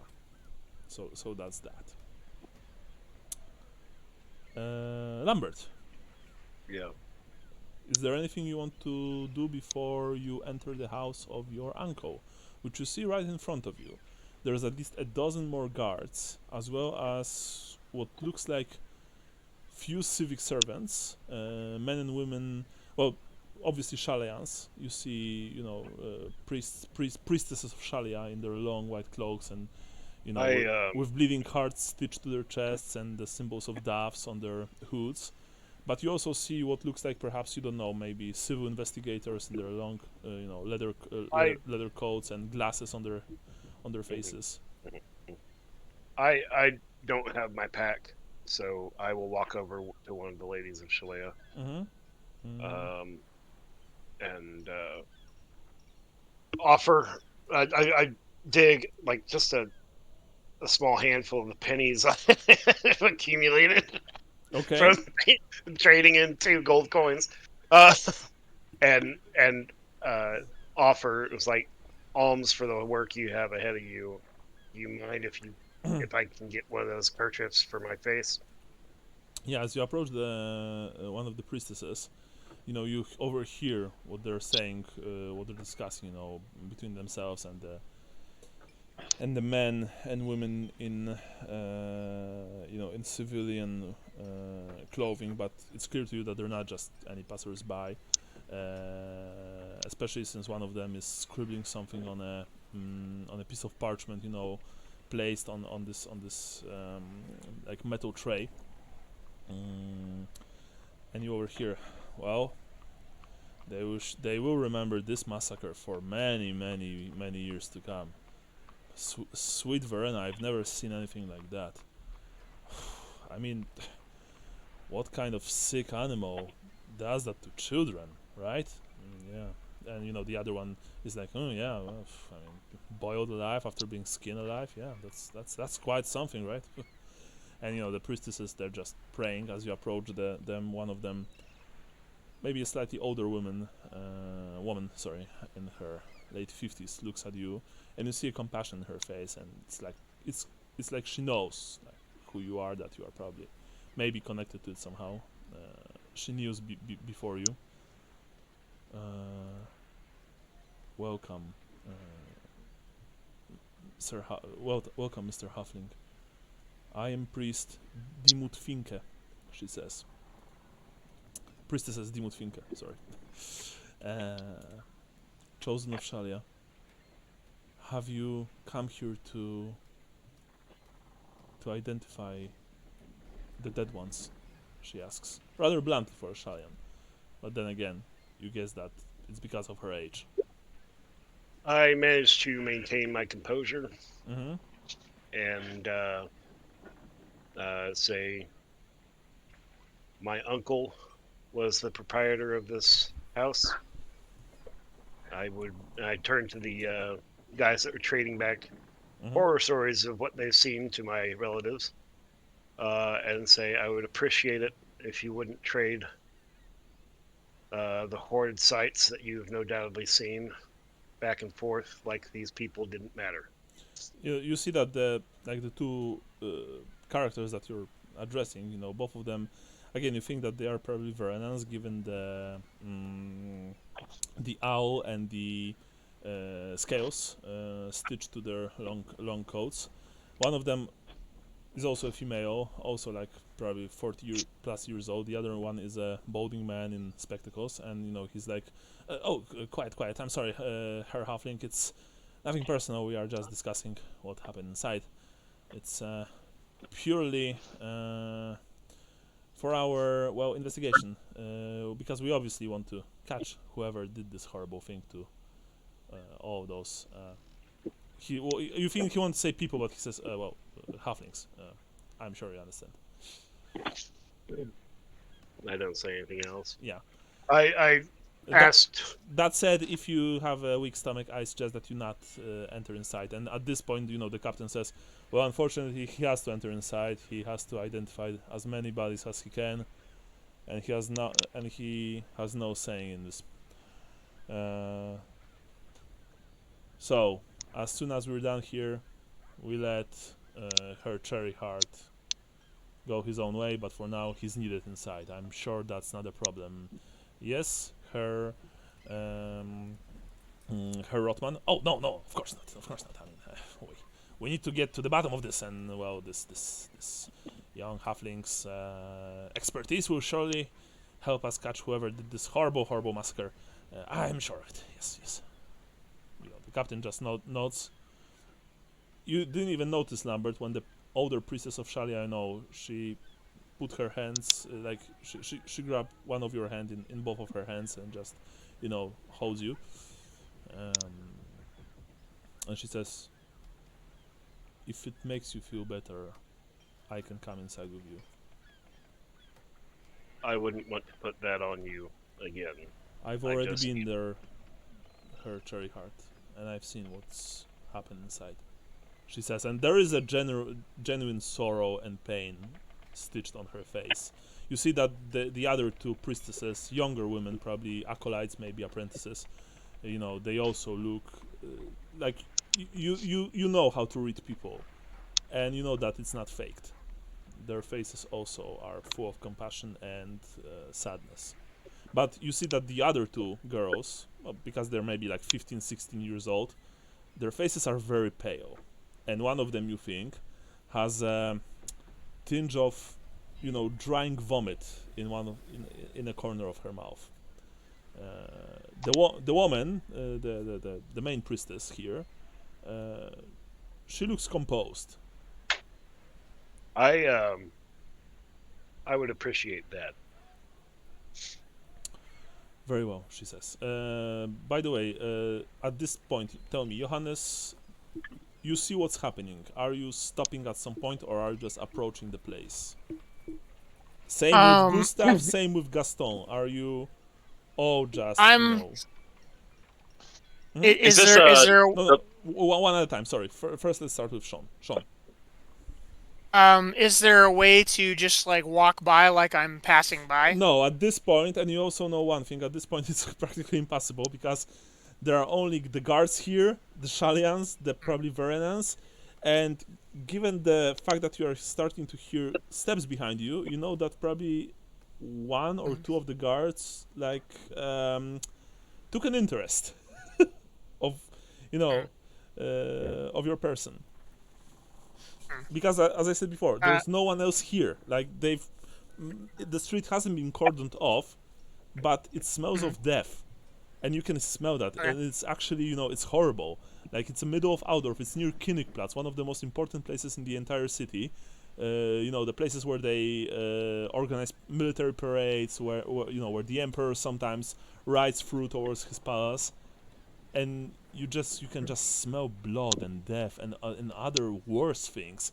It's like only after a split second you realize what you can also smell, the smells of cooking, of spices, and your mind just races. You imagine all of those horrible things that happen in the building, and you just shudder to think what transpired there. I reach for my I'm just gonna say for effect, I have a handkerchief. I reach for my handkerchief and put it to my face, and I stop and sort of look. I try to exaggerate my shakenness at this the smells, the things assaulting my senses, and I stop walking.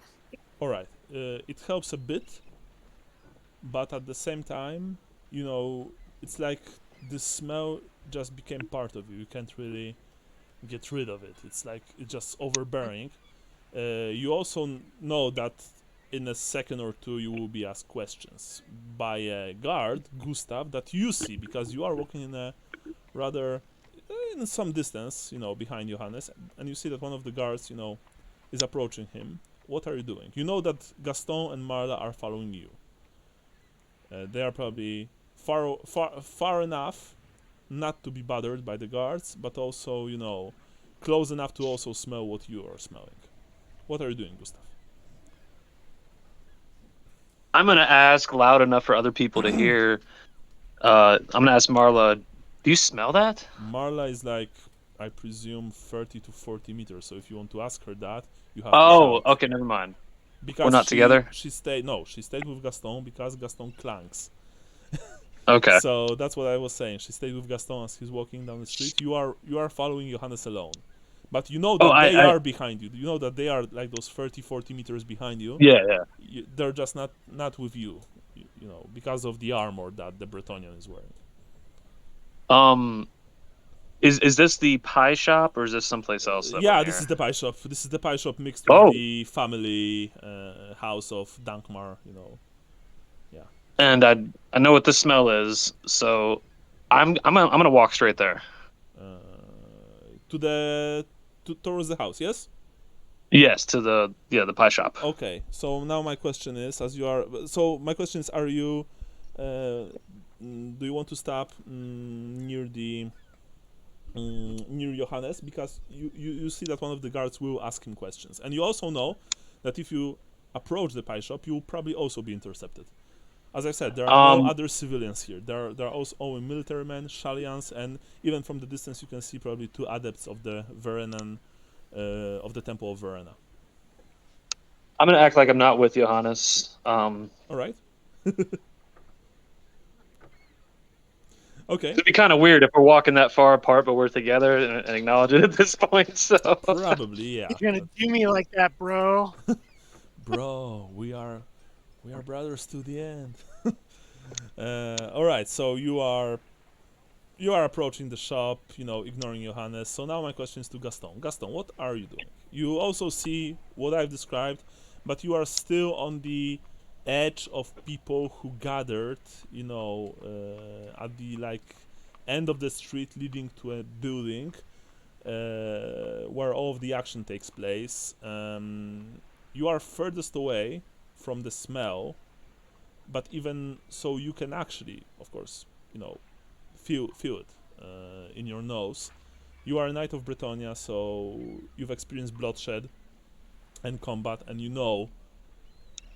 Yeah, you know how it smells. What are you doing? The girl is right next to you. She's covering her mouth with her hand, and you know, even without looking at her, you know that she's terrified. Right. Can I still see Gustav and Johannes? Yeah, you can, because like I said, right in front of you, the street is practically empty, except for the guards, and you see that at the very end there's this building, like a tenement building, something like that. There's a small crowd of guards and priests there. Other than that, the only people, normal people, are not on the street per se, but they are looking from the windows, overlooking the street. And I would say at this point, good. Yeah, sorry. What I want to say is that you can hear, you can overhear the discussion around you, because you are standing in a small crowd that's gathered, and you hear that, you know, someone murdered the entire Dankmar family. Well, good riddance. There were only guilty, filthy halflings, right? The less of them, the better for us, for our first city. And you know, someone else is saying. I've heard that this whole Dankmar fellow, you know, he was selling pies during the day, but he was conducting rituals during the night. He was a cultist, you know, stuff like that. Someone else, some older woman says, we heard during the night the cries of slaughtered children. They didn't even spare the children. Oh, this is horrible, sweet Sigmar. How can someone do this even to a halfling? Even to halflings, you know, people are saying essentially something like this. Of course, it's one huge gossip mill, essentially, and you're standing in the middle of it. So I would think, for now, I'm gonna stay back and watch, and I'm listening and taking in all the information. All right. Of what people are saying, but I think at this point it would make more sense to stay back. Yeah. Well, Marla looks at you and she says, I need to go there. Those are my friends. I don't want to leave them. If you want to stay here, Sir Knight, then please do. But excuse me, she says. As if she. Yeah, it's almost as if she, you know, asks your permission to go there. You know. But I would. Sorry. Yeah. Let's say I can't try to urge her to stay. You don't want, or you won't try. Probably try. I think it's going to cause a commotion if she goes running after him. Wait. So you want to make her stay? Yes. Try to, yeah. Okay. So how What do do I you need? do this? What Do do I need to you roll? like to? Well, I mean, you don't have to roll anything, depending on how do you want to do this. You can you're just like grabbing her hand, or just saying to her, saying for her to stay. Yeah, I probably grab her hand, but not like forcefully, Mm-hmm. and ask her to stay back for now. Mm-hmm. Let's see what happens But before we go running in. but but it's Lambert's family, she says, and and Gustav goes there, and Johannes as well. But can't you see the guards already approaching? She actually, when you say that, she actually, she tries to say something, but she now sees what you're seeing, and that Johannes is actually already getting questioned by one of the guards, and Gustav, as he's making his way towards the building, is also being intercepted by one of the guardsmen, and she says, "Well, I mean, yes, but we but what if they'll get in trouble? What if they'll what if the guards decide to arrest them?" We'll cross that bridge when it comes. But I think we're better off staying back here, seeing what happens. And if we need to intervene, we will. For now, you see that she nods her head slightly, but she looks very unhappy, and well, she's not going right now. Do you let go of her hand, or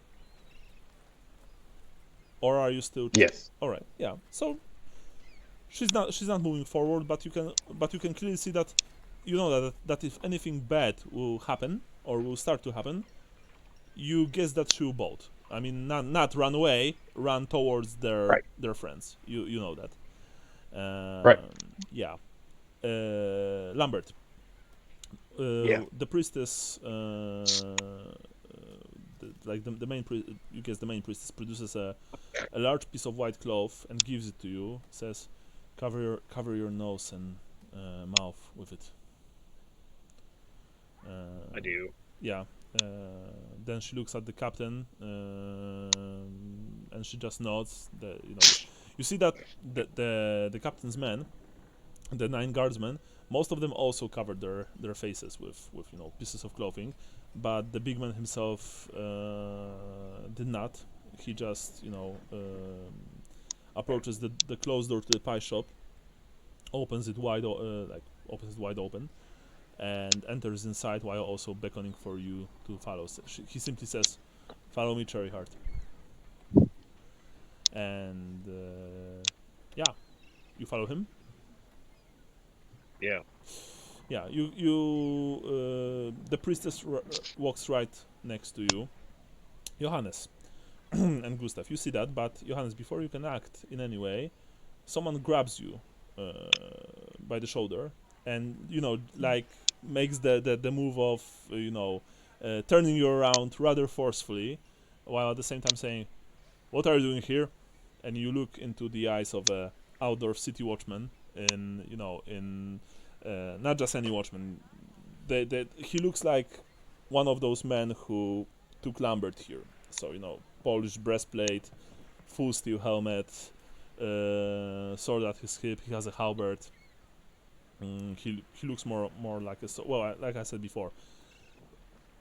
Right now, most of the city watch in the Empire are comprised of professional soldiers, and probably he is one. Even though he probably didn't saw any action in the north, but you can see that he's an experienced man. What are you doing here? He asks. Oh, I Wait. I'm sorry. Mhm.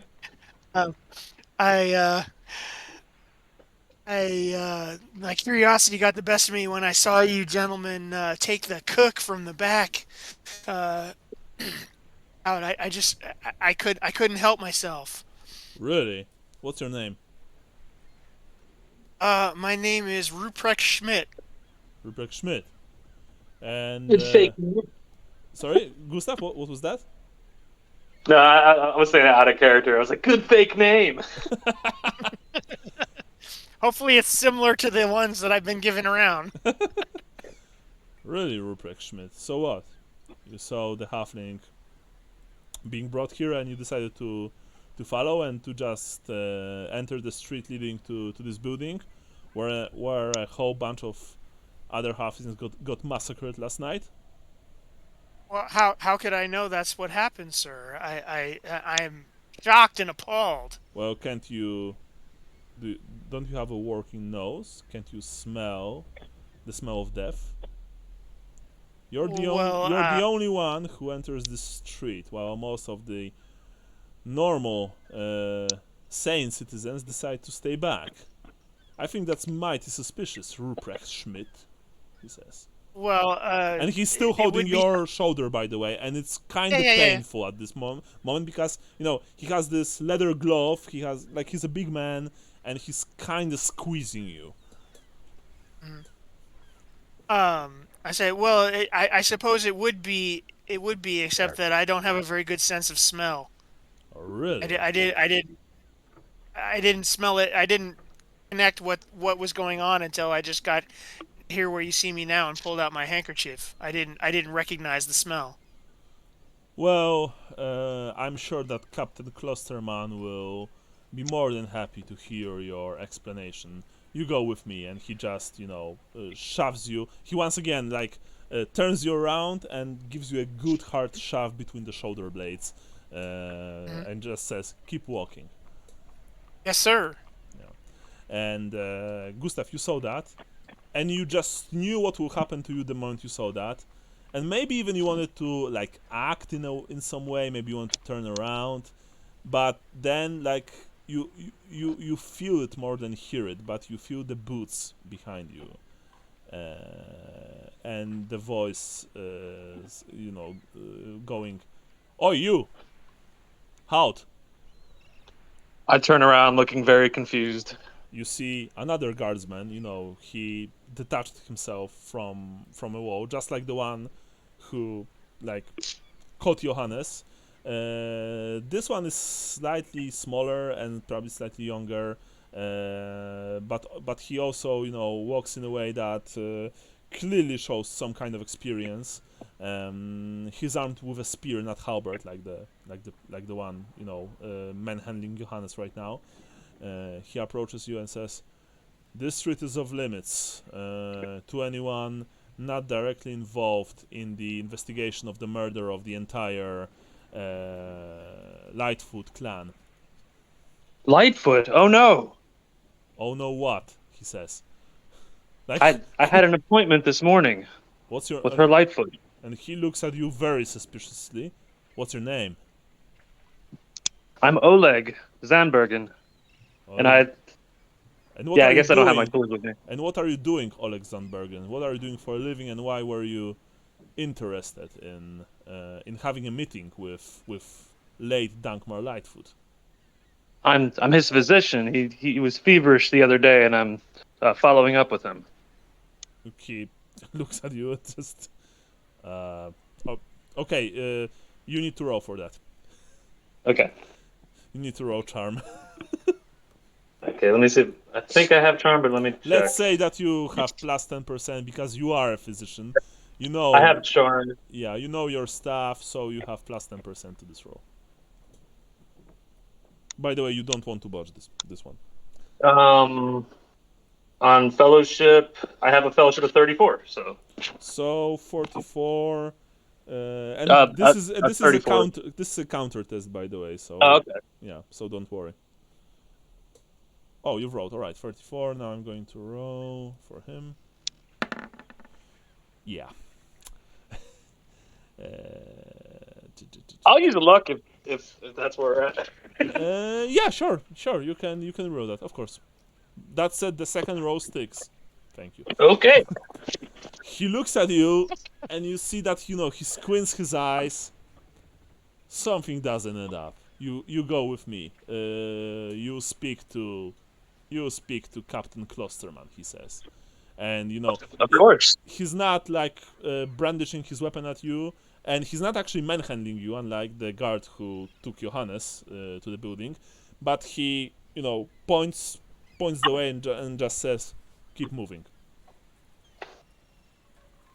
I'll go. Yeah, you're going. I'm eager to help Yeah. in any way I can. Gaston, it's at this point, when you see what happened to Johannes and Gustav, that you feel, even before you see first, that Marla just springs into action and jumps forward. If you want to stop her at in any way, you need to roll dexterity. Alright. If not, you can just let her go, of course. It's up to you. Yeah, might as well try to roll.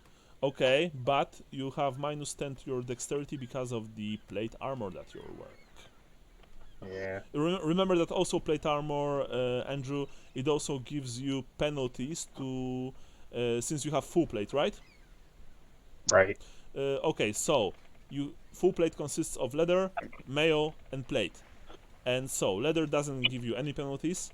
Mail gives you -1 to your speed, any piece of mail, and full plate armor gives you, I believe, -10 or -5% to your initiative, or even dex as a whole. Okay. So while you are very well protected, of course, there are some, you know, well, penalties to it. Still, of course, full plate armor is awesome, so it's very, very useful to have. And okay, so I want. Yeah, I don't. Yeah, sorry. I was saying I don't see dexterity in my Agility. Sorry, character agility. sheet. Agility. Agility. Okay, yeah, my bad. yeah. I'm just All right, rolling playing now. a lot of World of Darkness, and there is this. Yeah. With -10, remember. So, how much dex do you have? Agility do you have? 43. 43. So you unfortunately didn't manage to catch her. The girl just bolts. You try to grab her by the arm, but you know you grab the thin air. That's you know instead of Marla, and Marla just runs and she's not shouting anything. She's not crying, but you know she just runs after the guards. Gaston, you can hear people around you saying, crazy girl, what is she doing? She's going to get herself killed. They will think that she's one of the culprits. Let her go. Good riddance, I say. You know, stuff like that, of course. Maybe, or someone says, maybe she's one of the accomplices of the murderers. You know, things like that. Just pure gossip. So yeah, Gaston, you're staying or you're going after the guys and the woman? Yeah, well, so at this point, if she's gone, they're gone. Can I still see that Lambert is inside, or I can see At where this he's point, gone still? yes. At this point, Okay. you see that Lambert I- is led inside by This- the captain and the priestess of I feel- Sharia. Sorry. I feel like at this point, since I know that they know Lambert, I know that Lambert's not using a fake name because I'd probably be better off staying back. And if something happens, intervening with him because we have an alibi together, that we have like a relationship that we've already made with the Golden Triangle. All right. So I'm not running after the All other right. So three at this point. you're just staying at the edge of the crowd, essentially, just looking. Right. Yes? All right. Sure. Second shit. Lambert, you go inside. Yeah. I can't take on 10 guards. No, I'm just teasing you. You're fine. Well, yeah. I mean, you have a very good fighting character. Those are on one point. Those are city guards.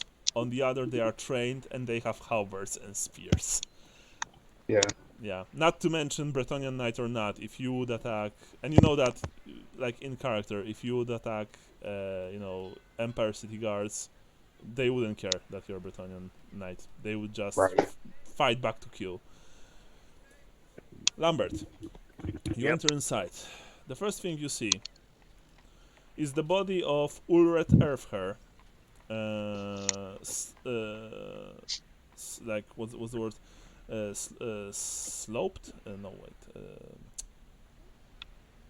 Like when you're laying on something. Jesus, I remember. Slumped. What? Slumped. Slumped. Yeah. Lumped. Yes. Lumped, yes. Over the counter. He doesn't have a head. He's also missing his hands. That said, his hands are nearby, nailed to the counter itself. The head is nowhere to be seen. You recognize him because he always dressed in a very peculiar way. He has a set of very fine cutlery stuck into his back. That's the first thing. And that's bad. That's not the worst. I'm not going to describe the whole thing room by room, but the priestess and the captain take you through the entire building. And I'm gonna let that botch stand. alright, but that botch means 1d4 insanity points, just so you know, so you might want to reroll that. All right, let's reroll. There we go. Alright, you don't get any insanity. Maintain my composure. Yeah. As best as I can, and So, just say their names as we walk through the rooms. yeah, the first row, actually, let's use it. The first row means that you at some point started shaking, then sobbing, then outright crying. What Captain said, you had a huge urge to just vomit, piss, and shit yourself from all the grief and terror and what you saw inside, because this is a place of madness. Whoever did this, they've slaughtered everyone, and not just killed. You know very little about the art of torture and the art of butchering other, like, living sentient beings. But given the wounds and the state of the bodies, it's clear that they had their merry time with them before they died. The final straw that made you unable to walk further was when you've entered one of the living quarters of a halfling woman. You don't remember actually her name, but you knew that she had a child lately, and you saw her headless corpse, and the headless corpse of her child being inserted into her split open stomach. That was the worst thing, but that was far from the only thing. There were also things on the wall, drawn in blood, and those gave you the shivers of pure terror and pain. Jagged lines, sigils that you've never seen before.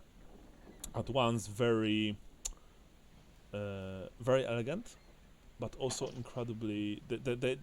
You had the image of knives like being inserted into the walls of razors. They were, as I said before, they were drawn in blood, in feces, and the smell of cooking that I mentioned before that you smelled was because some of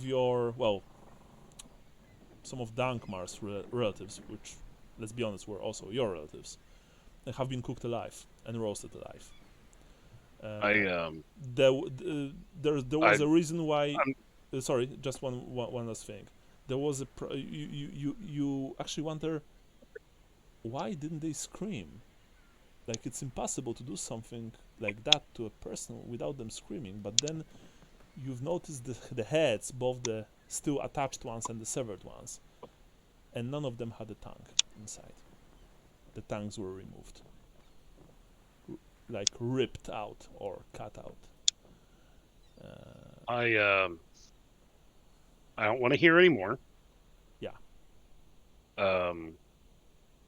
Personally and as character. Sure thing. Lambert is catatonic. He's just sort of walking with the priest and walking around the room and just staring at anything that isn't the bodies. And as he does so, haphazardly, slips and catches himself here and there, on what unmistakably is probably blood on the floor, and looks up at the guard captain and says, "I hope your day goes better than mine," and walks out a shell of who he was this morning. Yeah. Well, I didn't mention, but of course you guess that blood is everywhere. But yeah, you walk outside.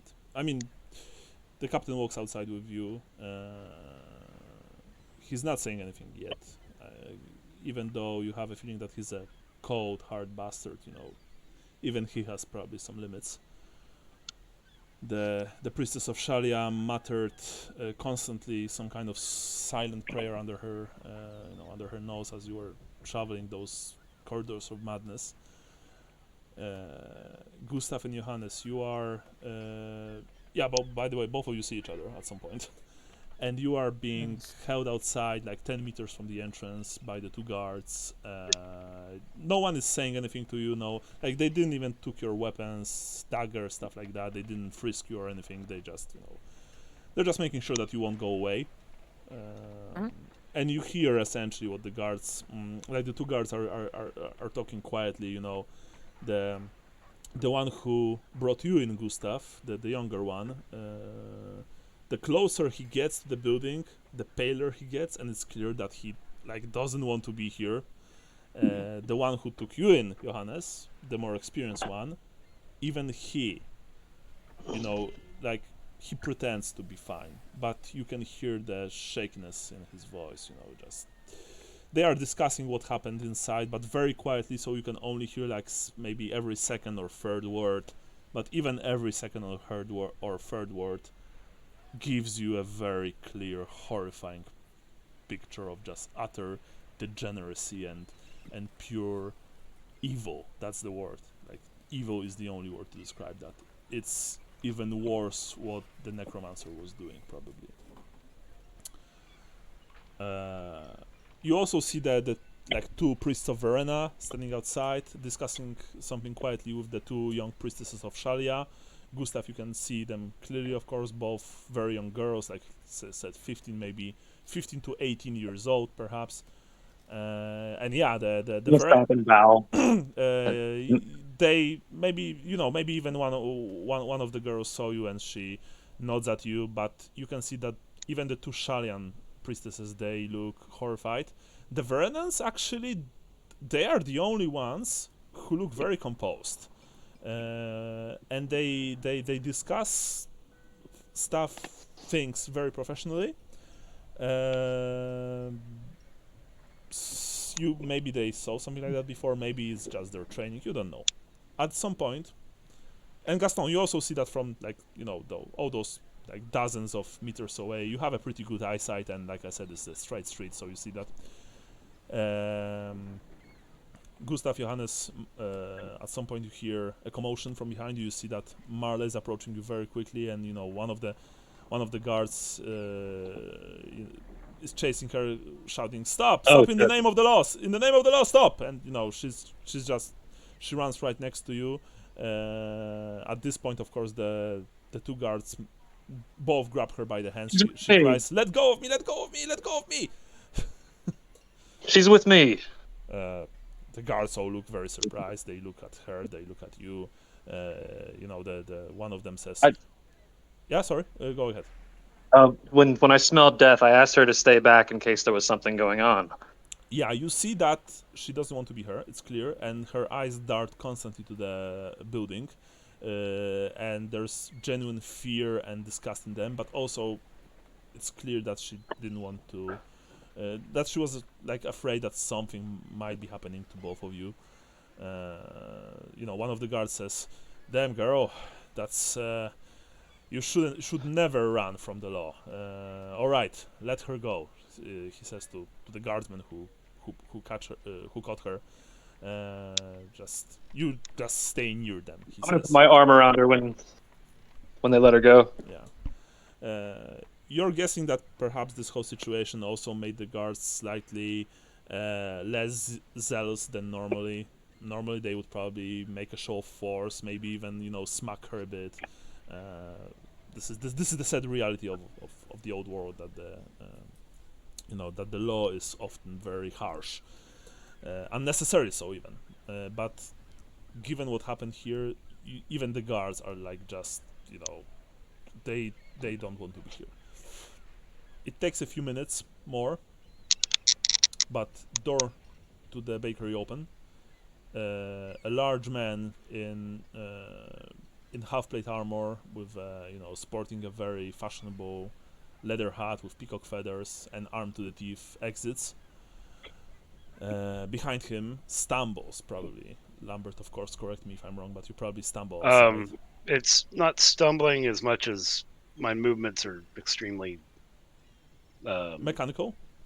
Yeah, there's not any soul behind it. Yeah.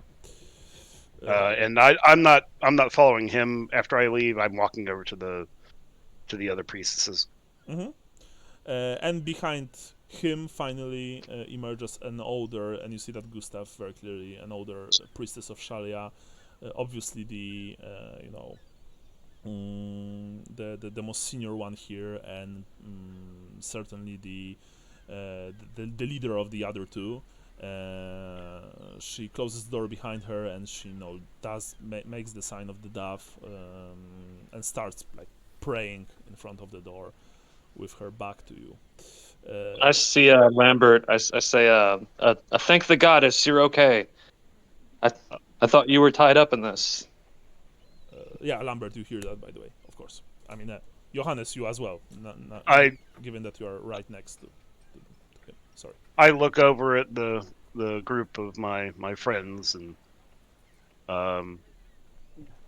turn to one of the guards around and just say, they're not involved in this. They're my friends. They were worried about me. Yeah, the captain hears that. He looks at you, Lambert. He looks at Gustav, Johannes, and Marla, and just, without saying anything, he makes the quick gesture with his left hand. The guards let you go, Gustav, Johannes. They also let Marla go. And they all return to their previous posts. Gaston, you also see that. That said, the captain gestures at three of you, not you, Lambert, but Gustav, Johannes, and the girl, to approach him. But Lambert, first, what do you want to approach the priests? Yes. I do. Mm-hmm. But the priestess of Shalia or the priests of Verena? The priests of Verena, Mm-hmm. the priests of the law. Yeah. When you approach them, you see that they have this detached curiosity on their faces. The man fixes his spectacles on his nose. They look very analytical at you. They're not saying anything. They're probably just waiting for you to do something. Can one of you produce a pen and paper? The woman in question produces from her leather shoulder bag a few pieces of actually very fine parchment, and and a pen, and an ink pot. There's a barrel right next to them. She places them all in the barrel. Over the course of the next couple of minutes, I write down every name of the people that I saw in there. Mm-hmm. Next to them, writing the age that I believe that they were. I didn't know all of them as personally as I knew Dunkmar or certain of my nieces or great nephews and all that shit. Mm-hmm. I'm gonna put my hand on Lambert's shoulder when he's. I don't feel it. I write every name except for a space at the bottom, and I leave a couple of spaces, and I write Dunkmar, and then I write the list of crimes that I know he had committed. Mm-hmm. And at the bottom, I put a approximation of the address of our relatives in the moot, and walk back over to the Verena priests. And the Tileans, you mean? Verena. Oh. Yeah. The Tileans are there for the actual rite. I'm here for the law side of this. And I say, in keeping with Halfling tradition, may I ask for the remains once you've satisfied your curiosity? to be cremated, and for each individual to be placed in an urn to be sent back to my homeland. I produce 3 gold crowns Mhm. and place them with this letter. At the bottom of the letter, or I say this should cover the expenses. At the bottom of the letter is Dunkmar's name. I do not wish him to be cremated. It is his fault that this has befallen this family. Here are a list of the crimes he has committed that I was somewhat suspicious of. If I'm allowed to go, my sight is not a good one for people to see. If I can arrange some sort of covert way to be returned to the Shepherd's Wand, that's where you can find me if you need to ask more questions. But I need to be alone there, and I need a bath. The priests of Verona look at you for a long time. My voice is completely emotionless. Mhm. There's nothing behind my eyes. It's just glassy, glazed, empty. Yeah, by the way, sorry, Gustav, you didn't approach him because you were at this point questioned by the captain. But Okay. and if you wanted to, the Sorry. captain delicately but firmly told you not to go. As for you, Lambert, you handle the priestess the parchment. She looks at it. She read it very quickly. Didn't said anything. Neither did the male priest. Finally, she looked at him, nodded his head. He then looks at you. Of course, you can return to your place. We can give you an escort if you prefer. That said, her cherry heart, as much as painful as it is, this is not yet over, and you will be asked questions later. I understand. That's the letter of the law. Yes. Verena, guide you in your hunt. We will send someone for you, let's say tomorrow before noon. While we are sympathetic with your loss, we serve the law above all things. So we will expect for you to be cooperative. And I just nod. And we will expect that from your friends as well. For now, you have our sincere condolences. Will you be able to return by yourself, or do you want few of Captain's men to accompany you? I would prefer an escort. Very well. One of my friends over there is in contact with a agent of the church. I would like it if you could ask him to contact them to come to the wand. I presume that you mean the Church of Sigmar. I do. A witch hunter. How intriguing, says the priest. Very well, of course. I will convey to him your message.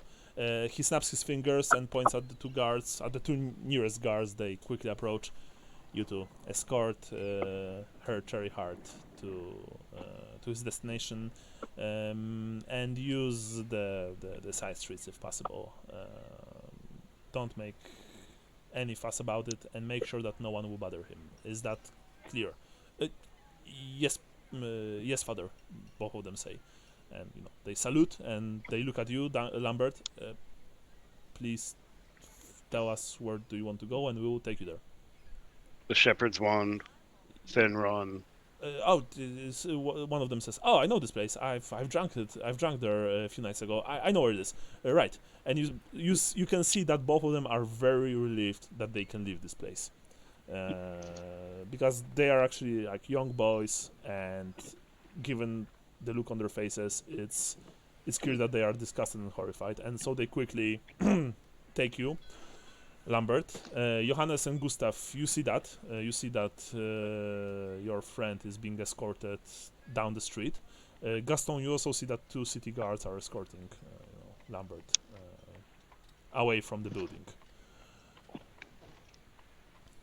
Gustav, Johannes, do you want to say something? Do you want to do anything, or are you just letting them go? I'm just Are you letting him okay? go. Yeah, I'm gonna ask if he's okay. Yeah, you hear that, Lambert, by the way, of course. He doesn't even respond. Yeah, he's not responding. Okay.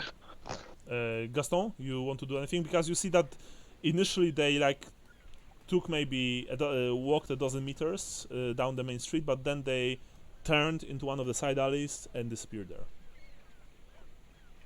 Yeah, I think I'd probably go follow.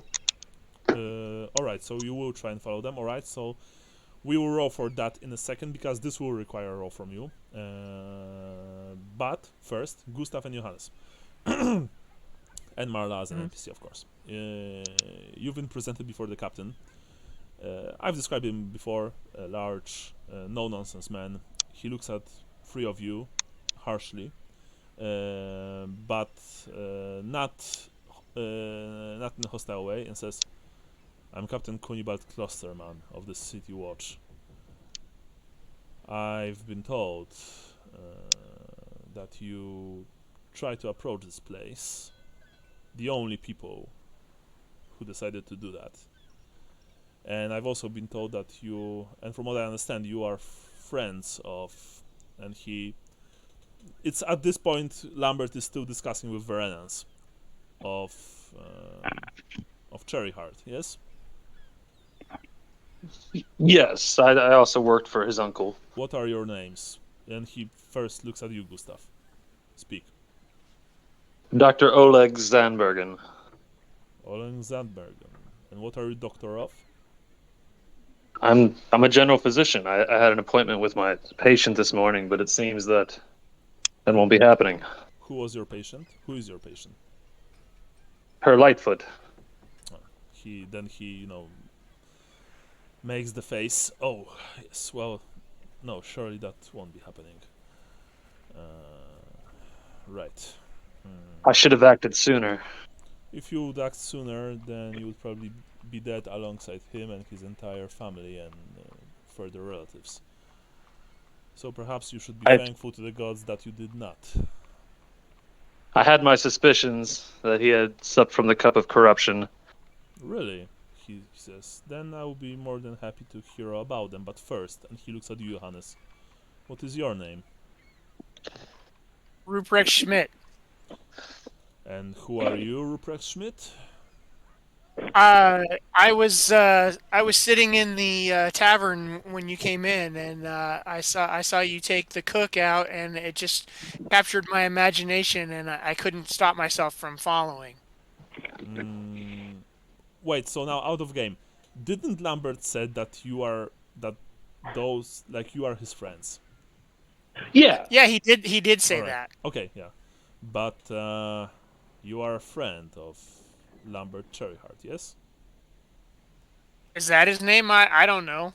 He's Well, just the I just saw he was the cook back there. I see.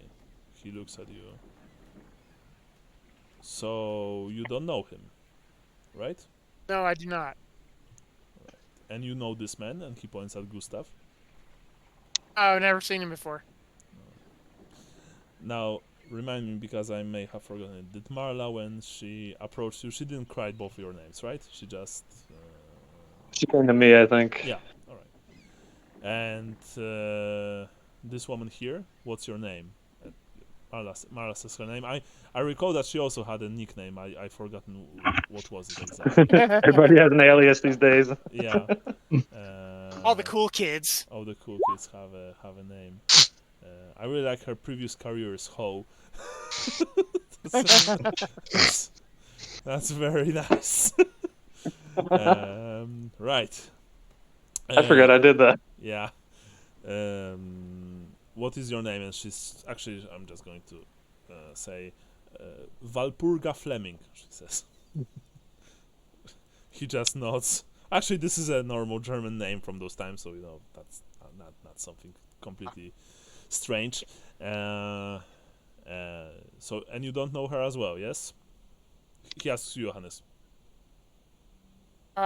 I think she works as a serving girl at the establishment, but I can't be certain. Yes, she says. I work for the proprietor of the Shepherd's Wand, one Mr. Finron, an elf. And he's like, right. So you just decided to check out the site of one of the most grisly murders. No, I actually asked her to stay behind, but when she saw me apprehended, she, I guess, worried for my safety. Oh, so you know her. This is my darling of many years. Is that true, miss? He asks her, and she says, yes. I mean, yes, we are. We are a couple. He just nods. I'm no stranger to the smell of blood, and I didn't want her nearby.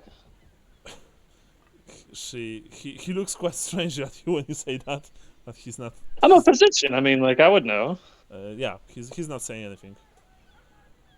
All right. Well, Dr. Oleg, in that case,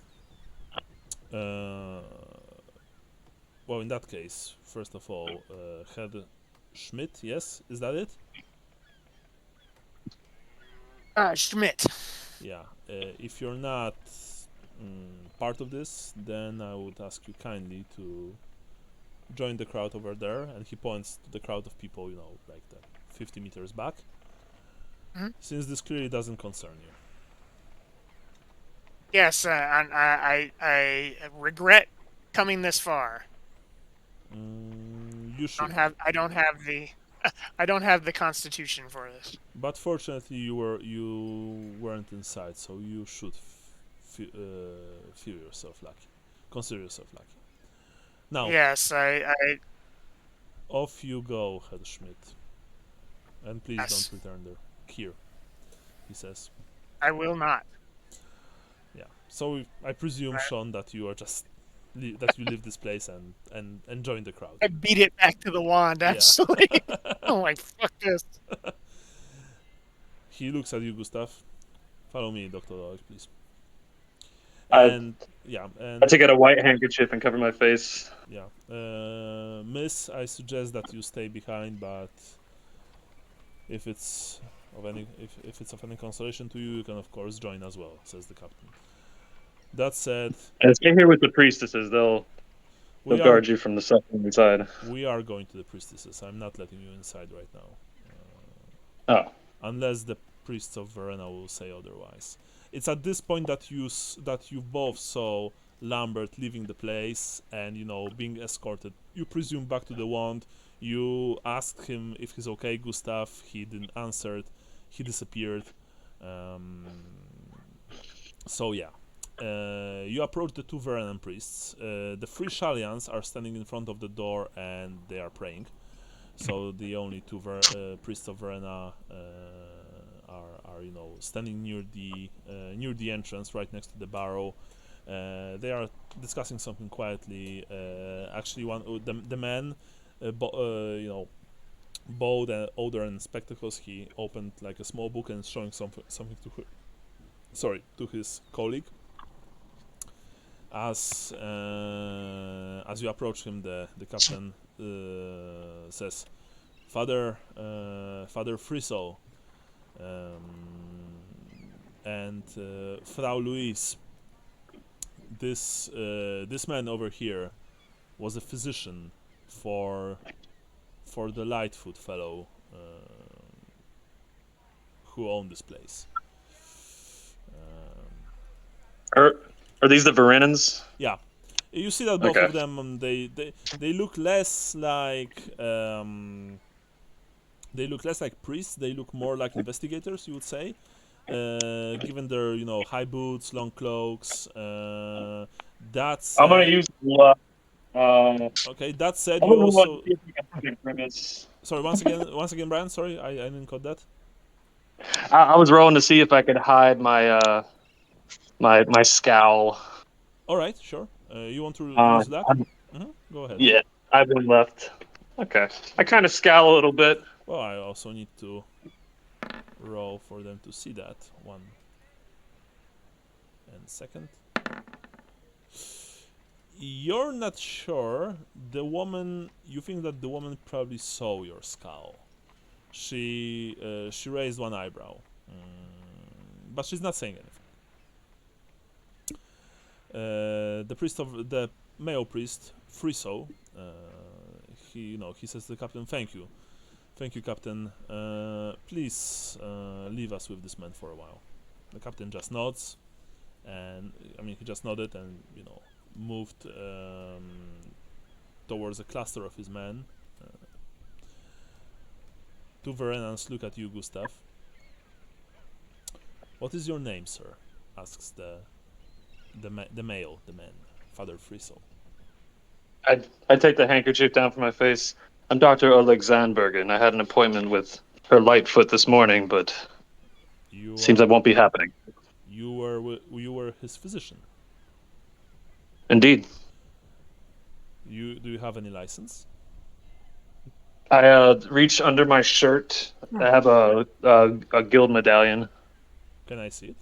Asks the. Yeah. He looks at the guild medallion. He nods. He says. So, what kind of illness were you actually treating?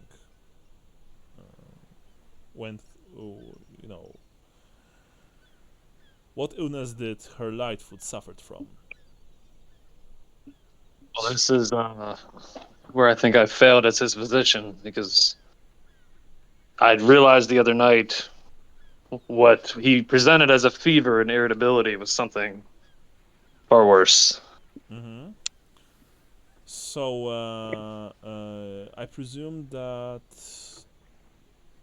he hired you some time ago to help with some of his ailments, yes? Yes, I've seen him on 2 other occasions. Only 2? Yes. Over the course of how many months or weeks? In the past, I think it's been in the past month. I'm counting off the times I've actually seen him, like at the pie shop. So at the pie shop, maybe it was like 2-3 times, I guess. Okay, yeah. So that's what I'm counting as the times I've seen him. Is there? Do you know that? Do you know if her Lightfoot maybe wrote down the dates of your visits, of your meetings? Perhaps he was very erratic and scatterbrained. The last time I saw him, though. The woman chimes in. She shows you a parchment. This was written by Lambert Cherryheart, the halfling, who was a relative of the deceased and his also entire deceased family and relatives. He's a good boy. I know him personally. Please don't interrupt, sir, as I'm speaking.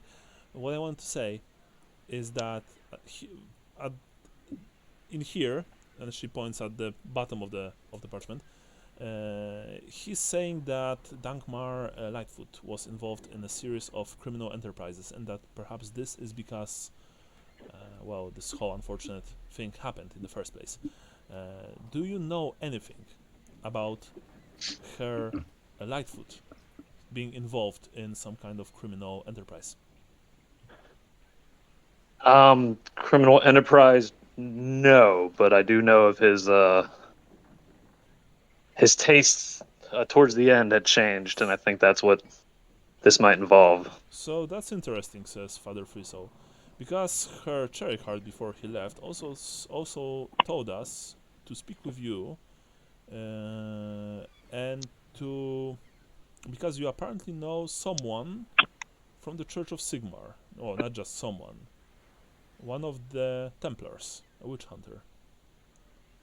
Now, this is, you would agree probably, kind of strange that a physician of a deceased halfling also knows one of the Hounds of Sigmar? Yes, I met with one of the Church of Sigmar at a similar gruesome scene recently. Really? As the woman, you have a knack for bumping into scenes of mass murder then? That's quite an interesting I was consulted feat. with. You were consulted? Yes. So I presume that you have some kind of experience with this kind of crimes. I mean, this is not a crime. This is an abomination. a wholesale slaughter of innocents. And not so innocent. Unfortunately, this is not the first one I've been to. Right. Well, says Father Friso. Sorry, what was your surname, Gustav? Like your fake surname, not name. Zandbergen. All right, Herr Zandbergen. You will probably agree that this looks kind of strange. You are a physician of a halfling who apparently not only got himself killed, but also brought hell on his closest 33. and furthest family. And further family. You know, I suspect the halfling knew And- exactly what was wrong with himself when he he like, asked my services. you know, he points a finger into the air as if to say, quiet now. You know a witch hunter of Sigmar. You also visited another scene of a similar crime. That's worrying, I would say. For whom? For us, obviously. I guess that if we will visit the Guild of Physicians, they will have your name there, right? I mean, they will. Yes. They I'm will. up on my dues. Sorry, what? I'm up on my dues. What does that mean? I like I'm up to date. I've paid my dues recently, so I know. I'm not Yeah. asking about that. I'm asking that if we visit the guild, will they tell us that one Oleg Zandbergen actually is a member of the guild? correct. Why wouldn't they? Excellent. Excellent. Now, there's one last thing. Because her cherry heart, before he left, he told us that, and he pointed at all of you, the three of you. You, this lovely young woman here, and the man who's right now being... Oh, he's already gone. And he told Suck us it. and he told us that you're his friends. Yes? Who, Lambert? Yes, Lambert Cherryheart. Yeah, yeah. Then why? I And because we heard it, me and my colleague here, says Frizo, pointing at the priestess. Then why did your friend, the man who left, told the captain that he doesn't know you, nor does he know the woman here? I would call that a lie on your part, sir. Excuse me? Are you just suggested that the priest of Verona lies? No, I'm suggesting you make jokes.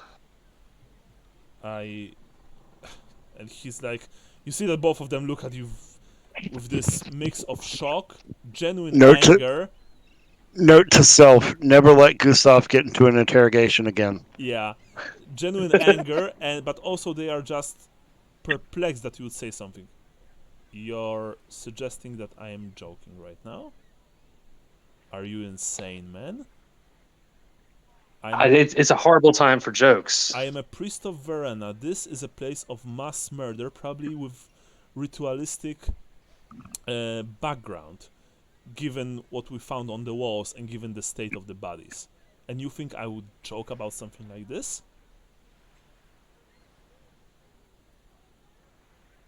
By the way, you know that this gets very dangerous right now, Gustav. You even feel Marla just squeezing your hand, and you can, and given the fact that the priests, they don't speak quietly, you also see to your right that a few guards, including the captain, take interest in what is happening. They're not yet approaching, but they are listening very closely. The priest just looks at you, and he is angry right now. He is angry.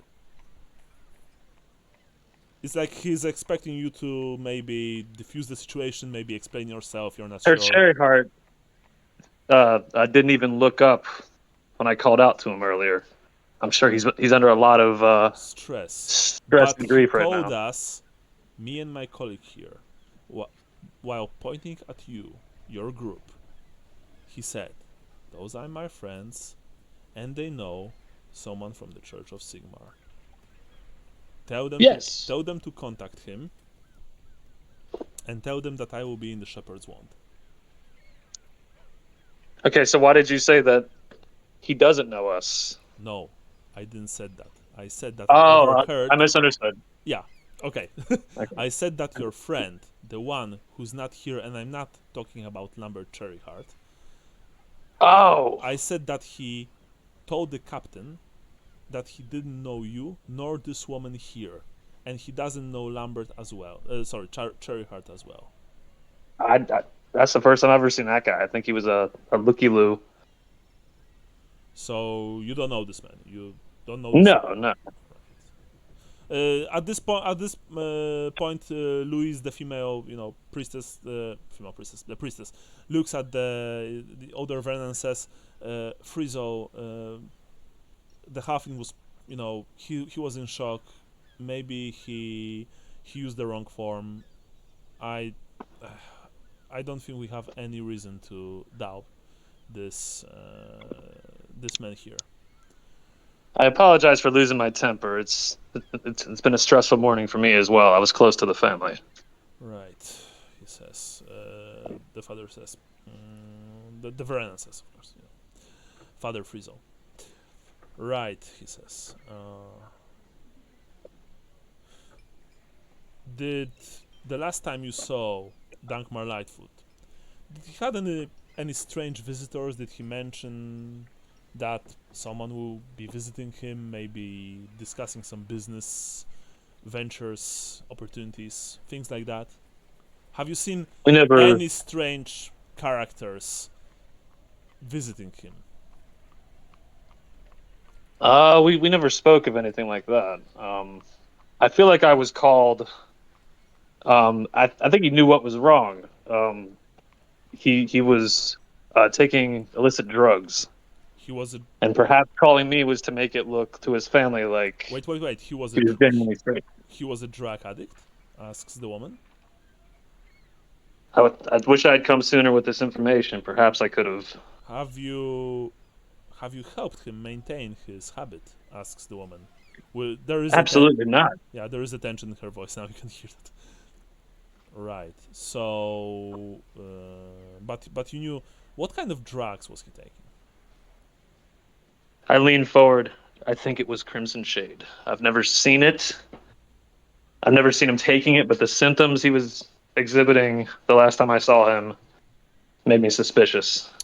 You see that both priests look at each other and they just nodded. That would add up. We found a few portions of this narcotic inside. They were hidden rather cleverly, but yes, there is a reason to suspect that Dankmar Lightfoot was actually that he was not only taking drugs, as you said, her doctor, but that he was also distributing them. We will, of course, need to send the narcotics to appropriate institutions to analyze them. But it does make sense, given the composition, smell, and the look of them, that it is indeed Crimson Shade. Was it Lightfoot that did all this? The massacre? No, we are sure that it was. I look not. really relieved when he says that. Like Lightfoot. Well, I mean, he was probably the last to die. And of course, the whole investigation would take weeks, if not months. But from what me and my colleague have seen, we presume that he was the last to die.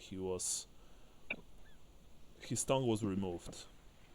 All of their tongues were removed, so they would not scream. It's actually a very efficient way of torture itself, removing someone's ability to scream. I'm sure that you know that as a physician, but when you're in pain, a severe pain, letting out a scream or a yelp or a whine actually can help with coping with the pain. If you can't do it, then the agony is much worse, says the priest.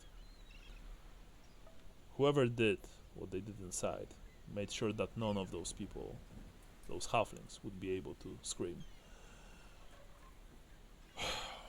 So this is likely from his illicit business dealings than his own addiction.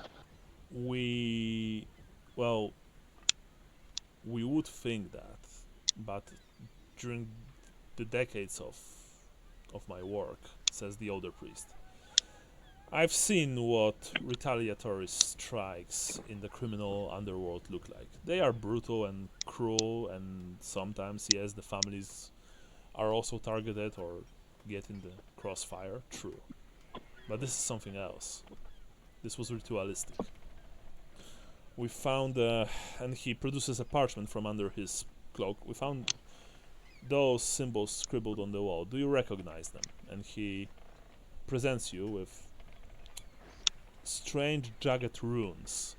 Like he probably copied them in charcoal from the symbols on the walls. He says they were drawn in blood and bodily fluids, including feces and the contents of stomachs. You look at the signs and you feel only disgust, but also like somehow they feel familiar to you. They look familiar to you. But you can't quite understand why. Have you seen them before? In any place? Have you maybe perhaps seen Lightfoot scribble them, or maybe he had them on his clothes, or maybe his, I don't know, books, or whatever, asks the priest. I feel like I have, but I can't place where I would have seen them. The priests look at each other. Do you know what they are? Makes me sick to look at, whatever they are.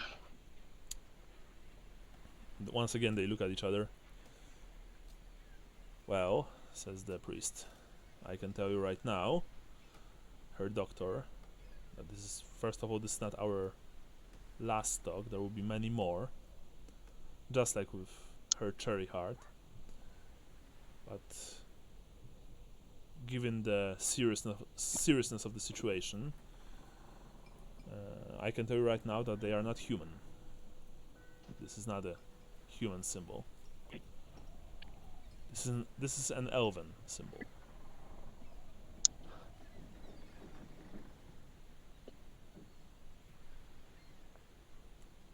He looks at you, not saying anything. Waiting. Is there for like you dirt to on the ground around here? Waiting for you to react in any way. What? Sorry? Is there like dirt at our feet I could like draw something in? Yeah, there is. I'm gonna draw the triangle with the scorpion. He looks at the triangle. He raises one eyebrow. Oh, well. No, he doesn't mean the triangle. He means the scorpion and the sun. Oh yeah. Tattoo. Yeah. How's the tattoo? He looks at it. He looks at you. What does it mean exactly? I've been seeing it a lot lately, or at least the other night at the other scene. Where was this other scene? I'm afraid that's under investigation by the Church of Sigmar. I see, but you are not of the Church of Sigmar, and you are bound by law to answer my questions, says the priest. I don't even know if you truly are an acquaintance of a witch hunter. So I will ask again. Where was balls of Gromril to lie about being a member of the Church of Sigmar in Altdorf? I didn't say that I was a member. It's actually a suicide. If the witch hunter would find out, he would just kill him. Like, it's illegal, just so you know, to do this. Yeah, I'm not claiming to be a part of it. I'm saying that this is the witch hunter's investigation. No. I'm not gonna. But he's saying, for all I know, you may not even know this whole witch hunter. Maybe it's just something that you told. And I am a priest of the goddess of law and justice. And justice needs to be served here, Herr Doctor. So I will ask again, where was this place? Don't make me ask you a third time, because before I will do that, I will ask Captain here, and he points at the Captain, Earlier to that soften I you was. up. Sorry, Gustav, what was that? She said she's gonna soften me up. No, she says that Yes. that she will ask the captain to soften you up before asking you the question a third time. And actually, it's not her; it's the male priest talking. Okay. Hang on. Let me make a willpower check here. Okay, Who needs Okay. unbroken thumbs? you've passed. Okay. Yeah. I was testing to see like how I would handle that because this is like I'm a devout Ronaldan and this Yeah. is a This is a threat, of course. It's a pure threat. Sure. So, as the priest, Father Friso. I said earlier I was at a similar scene a few nights ago. Does this thing happen regularly in Altdorf? Right, a few seconds before you said that it was last night. Now you're saying that it was a few nights ago. I think it was a few nights ago. Yeah, it was a few nights ago, actually. Yeah. So maybe get your story straight. It was 2 nights ago, I believe. Where was it? I think you know where it was. I'm asking you, where was it? Don't play games with me. I can confirm or deny. He just... I'm in a tricky spot here. He just Father. sighs, and you see that he looks at the captain. Wait a second, what was his name? Actually, because I forgot that. Captain Klosterman, can you please come here for a second? Klosterman approaches. Father, priestess. Dr. Oleg here really likes to play his games. I'm asking him a question, and he's saying that he either can't answer me, or he's giving me lip. Now, does he? Asks Captain. That's not very nice, Herr Doctor. Maybe you should answer the questions. Spoken to you. Very well. And you see that he makes the very like classic gesture of like cracking his knuckles slightly, you know, crack, crack.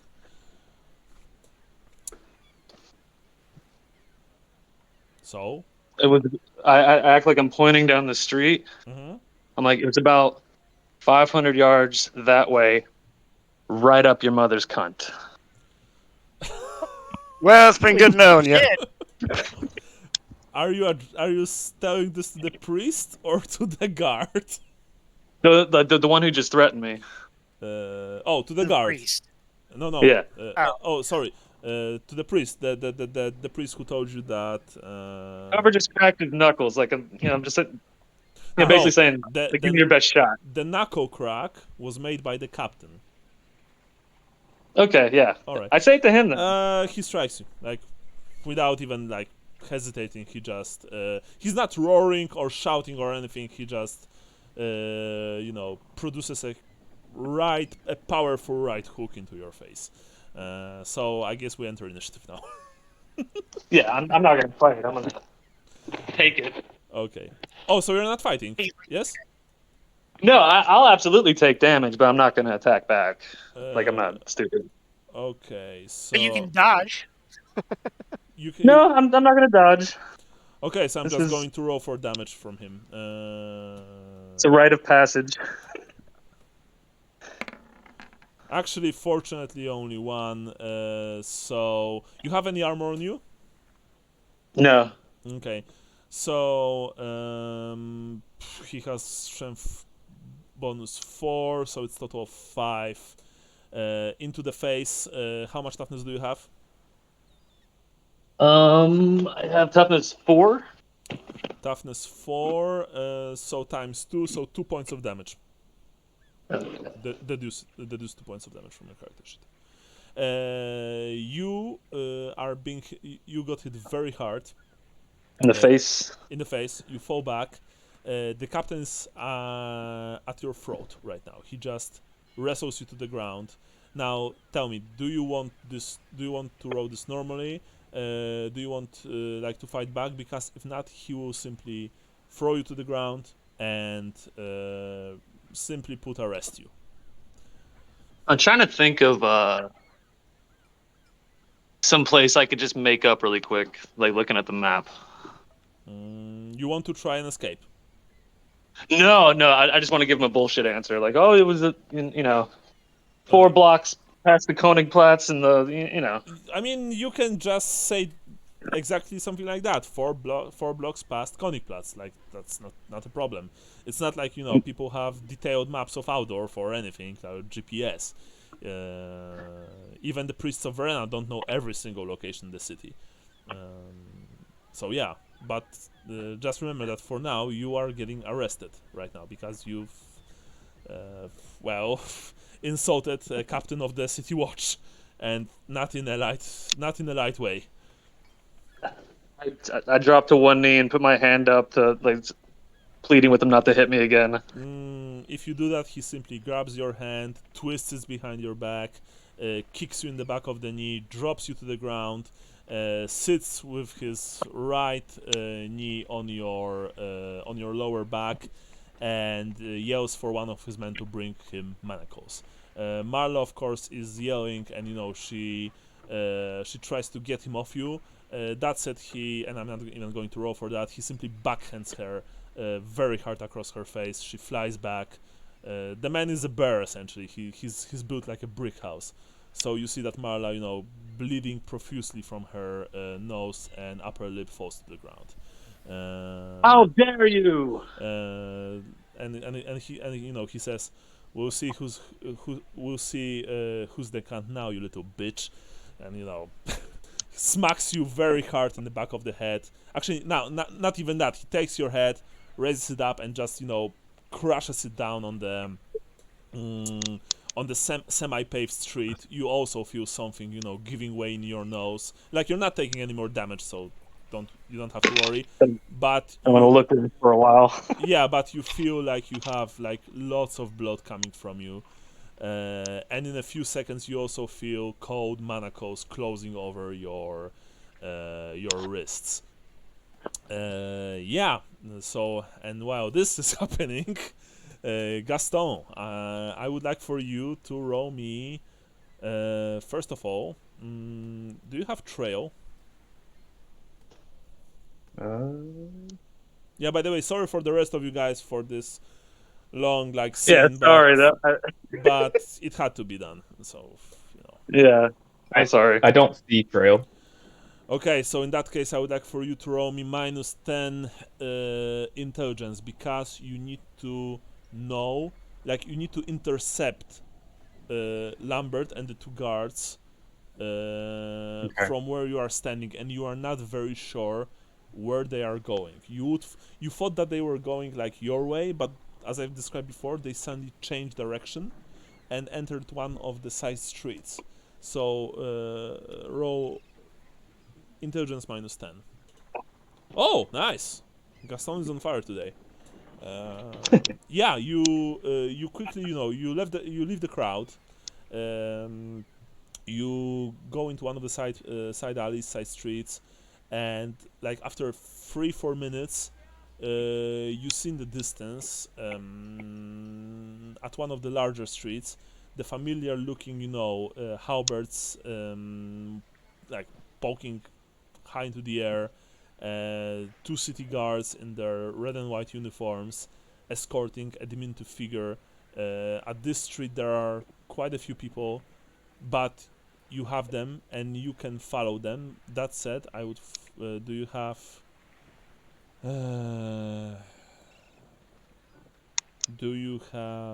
what should you do? It should be a shadowing test. Yeah, we are almost finishing, Lambert. Shadowing. I think it's a skill, right? In itself. Following, I think. Yeah, shadowing, following. Yeah. So if you don't have, and what are you rolling for that? For you saying for following or shadowing, I guess I don't have that. Yeah, don't see it. I know that, but normally, what kind of stat do you use for actually Agility, I think. agility? Wait. Oh yeah. Actually, this. Funnily enough. Okay, so Okay. since you don't have shadowing, but I believe this is a basic skill. No, it's actually advanced. Funnily enough, but I will let you roll your agility, but with minus 20% because you are a Bretonian knight and you're not good at this kind of stuff. Right. So yeah. Do you want to spend luck? Might as well. Okay, sure. Go ahead. Nope. Unfortunately, you lost them. You followed them for like maybe 10 minutes, but then the press of bodies, and let's be honest, like you're very unfamiliar with Altdorf, especially given the fact that, you know, the streets change because of the supposedly of the so-called colleges of magic. You simply lost both guardsmen and Lambert, whom they were escorting. You are somewhere, you guess, probably near the northern, like nearer the northern part of the city. What do you want to do, Gaston?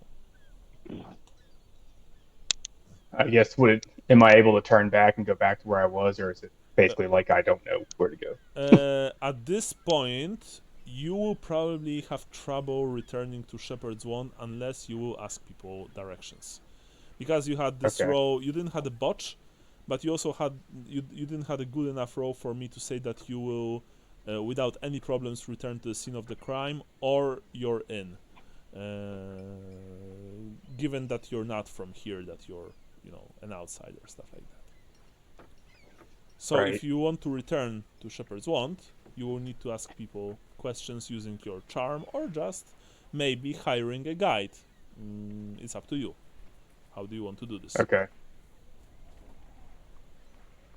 So, I guess I'll try charm. okay, so you're trying to ask questions, so roll charm then. You don't have any penalty. You have only 20 charm?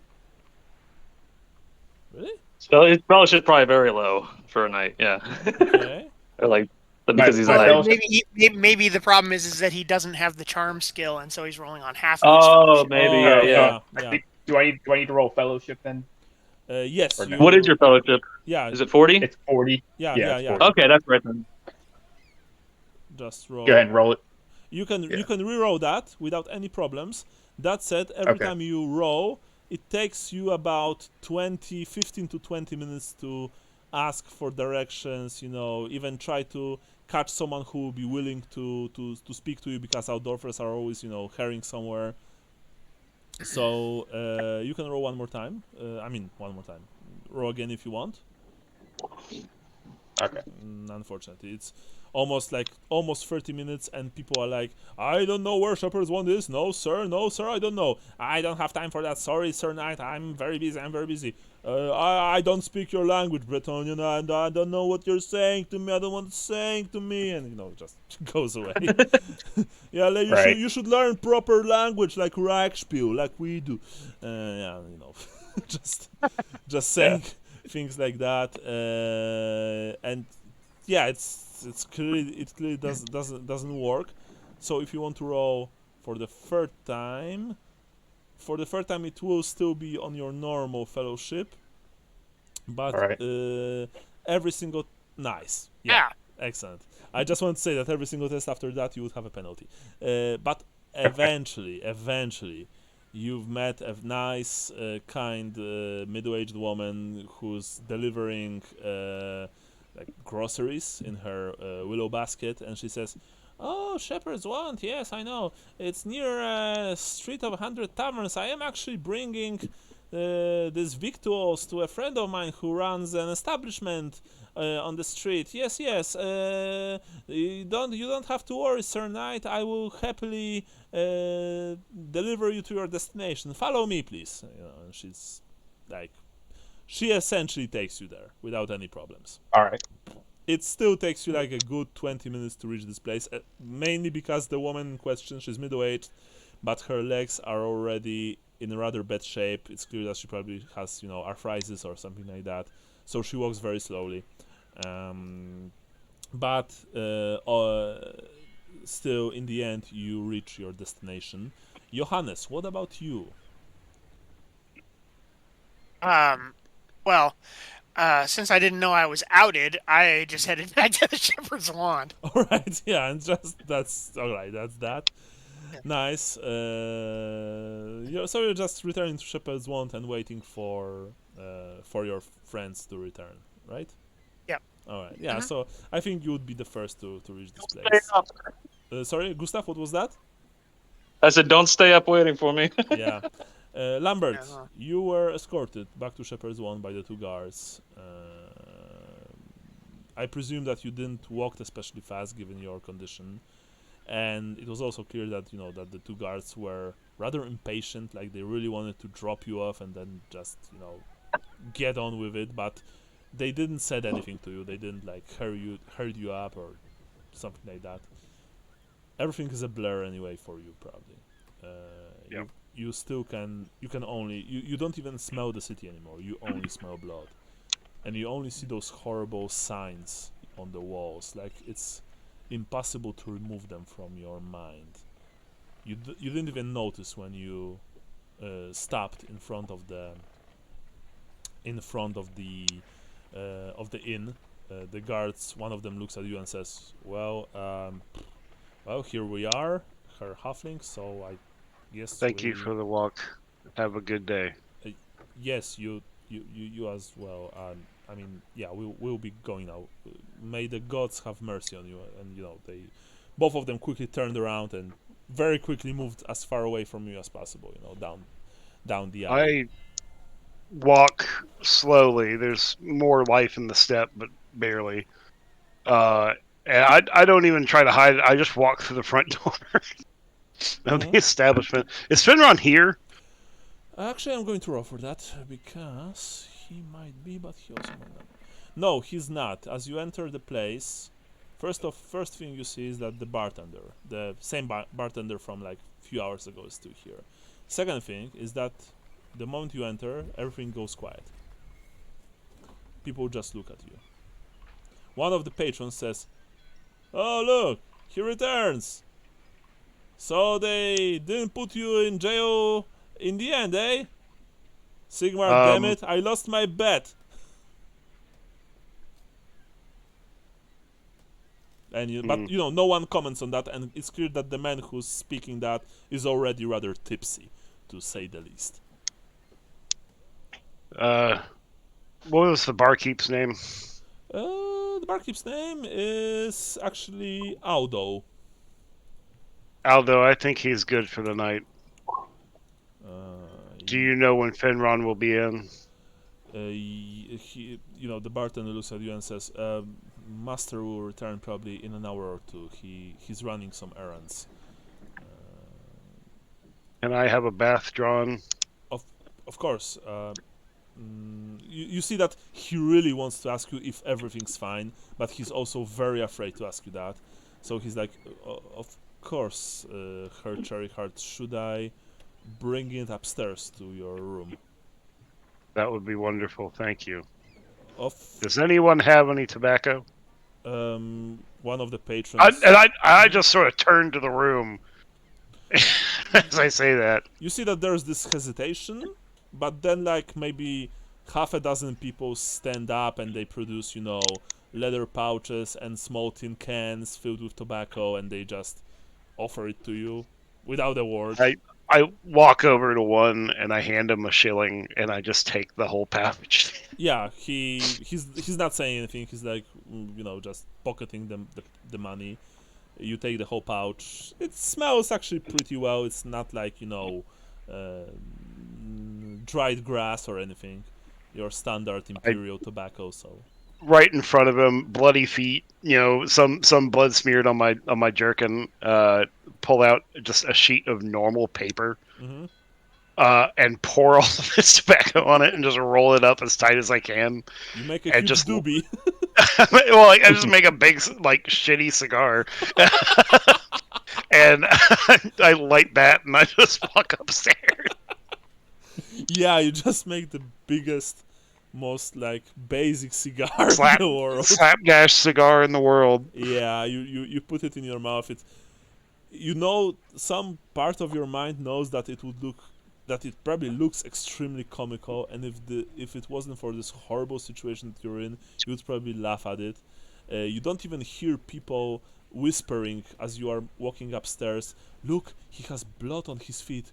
Yeah, and he had blood on his clothes. What happened? Maybe we should call the guards. Nah, come on. I saw through the window. The guards walked him here. I hear the guards thing, and I just sort of turn on the stairs and say, "There's no need. My family is dead. I hope you all have a good night with yours."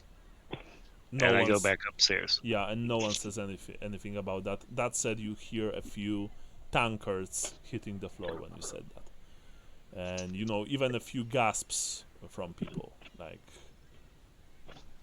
you enter upstairs. Johannes, where were you at this moment, by the way?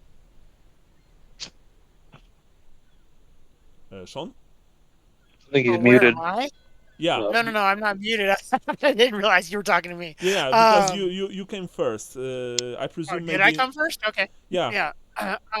I would be. What would I be doing? You'd in your room, maybe? I don't know. Yeah, I think I would be. I think I would be in the room hiding. Okay, so when you're hiding in your room, you see that the door opens, and in the door you see a figure from one of your worst nightmares. Small, short, disheveled form of Lambert Cherryheart with blood on his... It's not like he's covered in blood, but there is blood on his clothes. He has blood on his feet, and he's smoking the most basic bitch cigar you ever seen.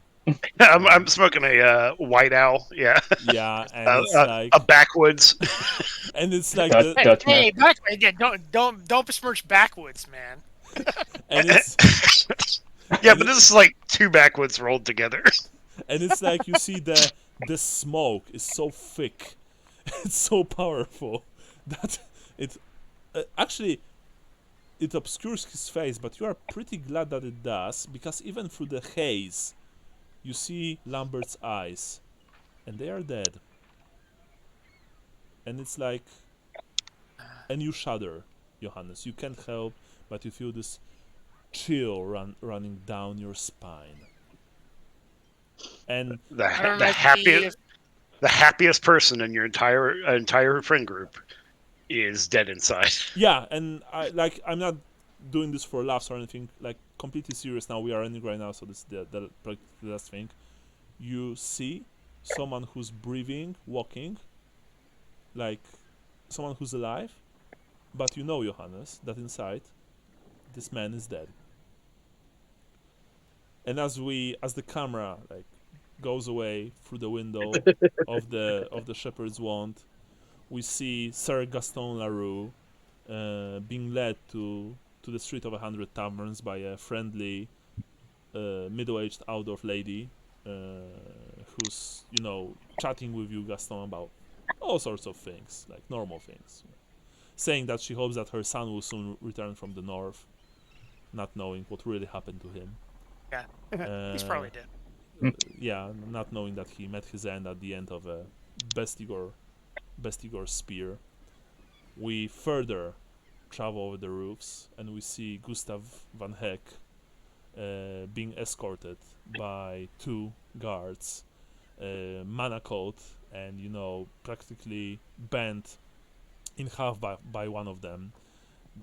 They escort you to one of the city watch garrisons nearby, with the vicious captain,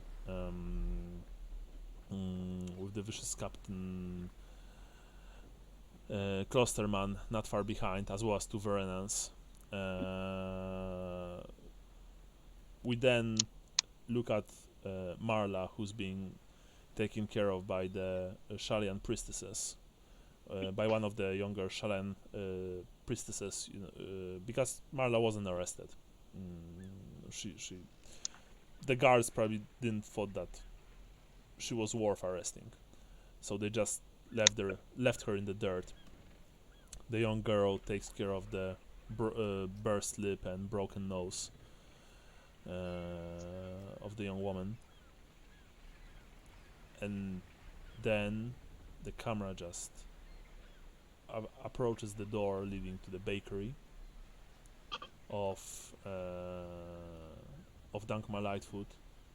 The door open, and the camera enters the darkness and blood inside. And that's it for today. Very good. Yeah. Yeah. Well, fuck. Yes, this is how. I think this is the Punisher's origin story, if I recall correctly. Oh, I'm only halfway there, all right? Yeah, it's just You are a halfling. you only have half the skull on your chest. Right. So for today's game, it was a long one and lengthy one. Yeah, long one and rather exhausting one. But it was. I didn't mean to start a fight, guys. I'm sorry. I was in a weird spot. That was pretty realistic of your character, yeah. But now this is going to get interesting. So everyone, 65 points for the game itself. Everyone, 10 points for your characters. So total, so max, of course. The place of birth, Gustav, Marienburg, Wasteland, stuff like that. I originally ordered fish porridge this morning, and then Lambert ordered over me. I made a joke about the Trader's Head Square, like how very imperial. Yeah, that was nice. For those two things, I can give you 5 points for that. That was good. Yeah, I think 5 is alright. Johannes, your place of birth, Reikland. I didn't really saw that, honestly. Today, I was gonna say I don't think I really had the wherewithal to have it in there today. Yeah. Lambert, Cherry Heart, 10 points, of course, for the mood. Yeah. I related the traditions of the Moot and of Queensberry for burial services. Yeah, and you also, you gave them And money to... wanted them to be delivered. Yeah. Okay, so Gaston, Bretonia, your either Bretonia or your dukedom, ideally, of course. Yeah, I tried to order frog legs and truffles and sheep eyeballs. Yeah, that and was cool. wine. That was cool, and wine, of course. I can give you 5 points for that. That was pretty snazzy. Now, gods, Gustav, 10 points. Johannes, Sigmar, I presume, right? Yeah. So. Yeah, I was gonna say something. I forgot. So I was gonna say something when I left about Sigmar preserves or Sigmar saves. Yeah. But I did not do it. So I would say 0 over today. All sure. Right. Maybe next time. Lambert, once again, I think 10 points because if I recall correctly, you. I basically gave Randall a whole gold crown. Yeah. By putting it into the soup. One for cool. like somebody's gonna get it among the kids, and that's gonna make their day. But 2, like you gotta have my fucking back. On the other side, I also paid alms to the priests, the priestesses of Shalia, in the form of about 40 pennies. True. And true.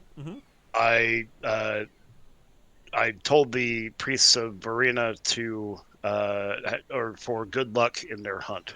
Yeah, so absolutely 10 points, max. Gaston, Lady of the Lake. I think I mentioned it to Marla. You mentioned to Marla, and I also think that you were acting rather chivalrous. For example, when you tried to stop Marla from approaching the place. Right. To keep her safe. This is a chivalry thing after all. And she did end up beaten up, if not for you, then, I mean, if she would listen to you, then she would be fine, probably. Right. So I will give you 10 points for that. Okay, now, star signs. Gustav, what about you? The dancer. I was antagonistic with the... 10 points. Yeah, 10 points I will give you, Max. It's like without a shadow of a doubt. 10 I got points. arrest. This is my first RPG arrest, guys.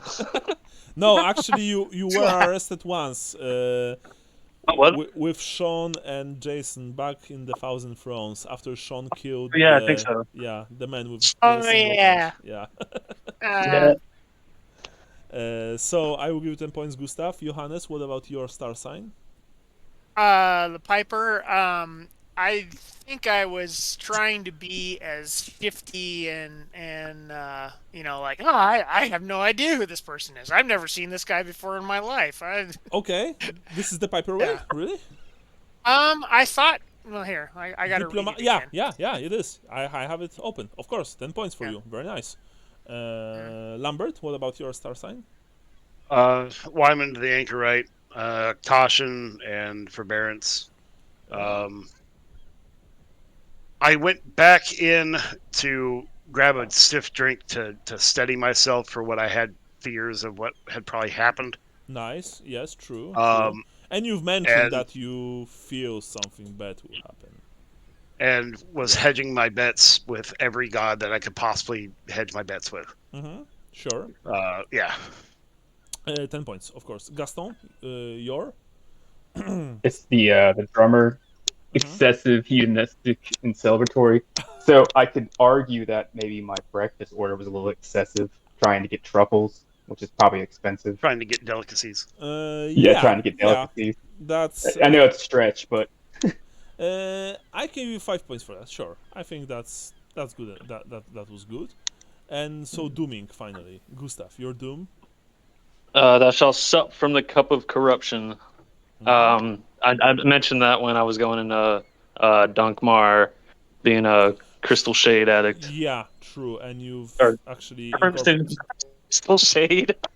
yeah, Bath salts. Yeah, bath salt addict. yeah, you've incorporated. That's when they re-released Crimson Shade, but without the food coloring. Like Crystal Pepsi. Yeah. Yeah, there you go.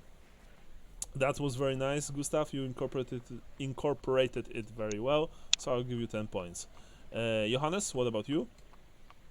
No, my weird one. I didn't do anything about the peacock Okay, remember if being you my enemy. you can find someone, a seer, to reroll to reroll your doom if you. Yeah, there's an old lady with Gaston. Yeah. Oh yeah, that's. I mean, obviously, she can give you a new dooming. Lambert, what about your doom? Thy tongue shall be thy undoing. I have decided, in the face of such overwhelming tragedy, to basically bear all that I knew to True. Yeah. of the crimes of my uncle to the priests of Verena, Yeah, that's true. To- and opened up the fact that we were in contact with an agent of the Church of the Hammer. Of the Church of yes, true, very nice and very. and that good we were all explanation. friends, you stupid asshole. Well, Why did you tell them that we were in contact with the the Church of backside Sigmar? of that is that we are that I said we were all friends. I don't think that's going to be the case. that part was what the Verenans really caught up on. But of course, 10 points for you, Lambert. Very, very good, very well. I told them about the Church of Sigmar after I had seen the symbols that gave me the heebie-jeebies. Yeah, Yeah. that's true.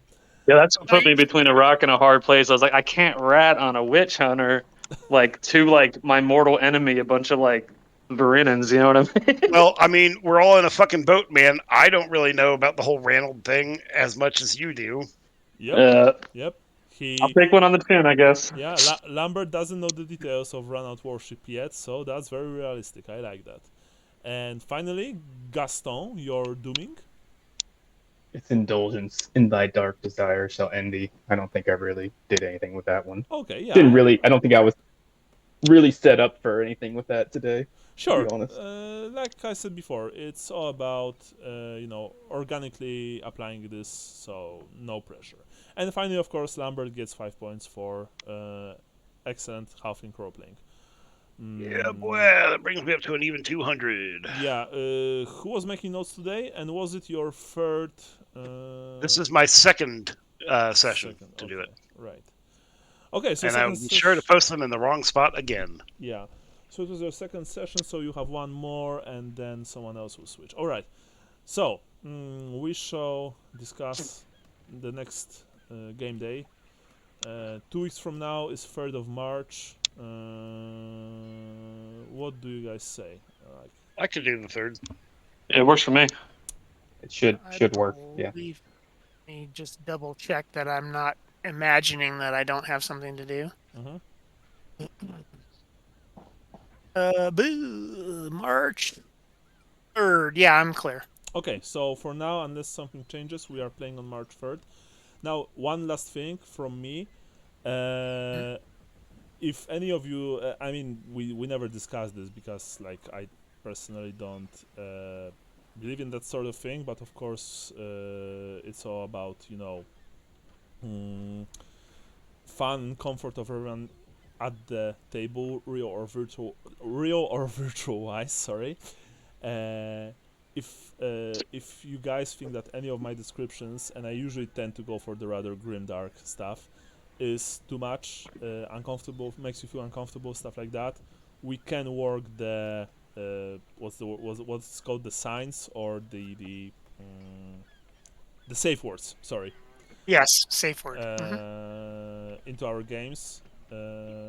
So you know, so don't hesitate to say that. I'm okay, man. It's just I'm okay. Okay. Just saying because I know that today's description was pretty livid. Then again, it was supposed to be. So okay. But if it's all fine, then it's all fine. So I'll see you all on the 3rd of March. Good deal. Cool. All right. Good game, guys. Yeah. Later. All right, boys. See you later. See ya. Bye bye. Thanks.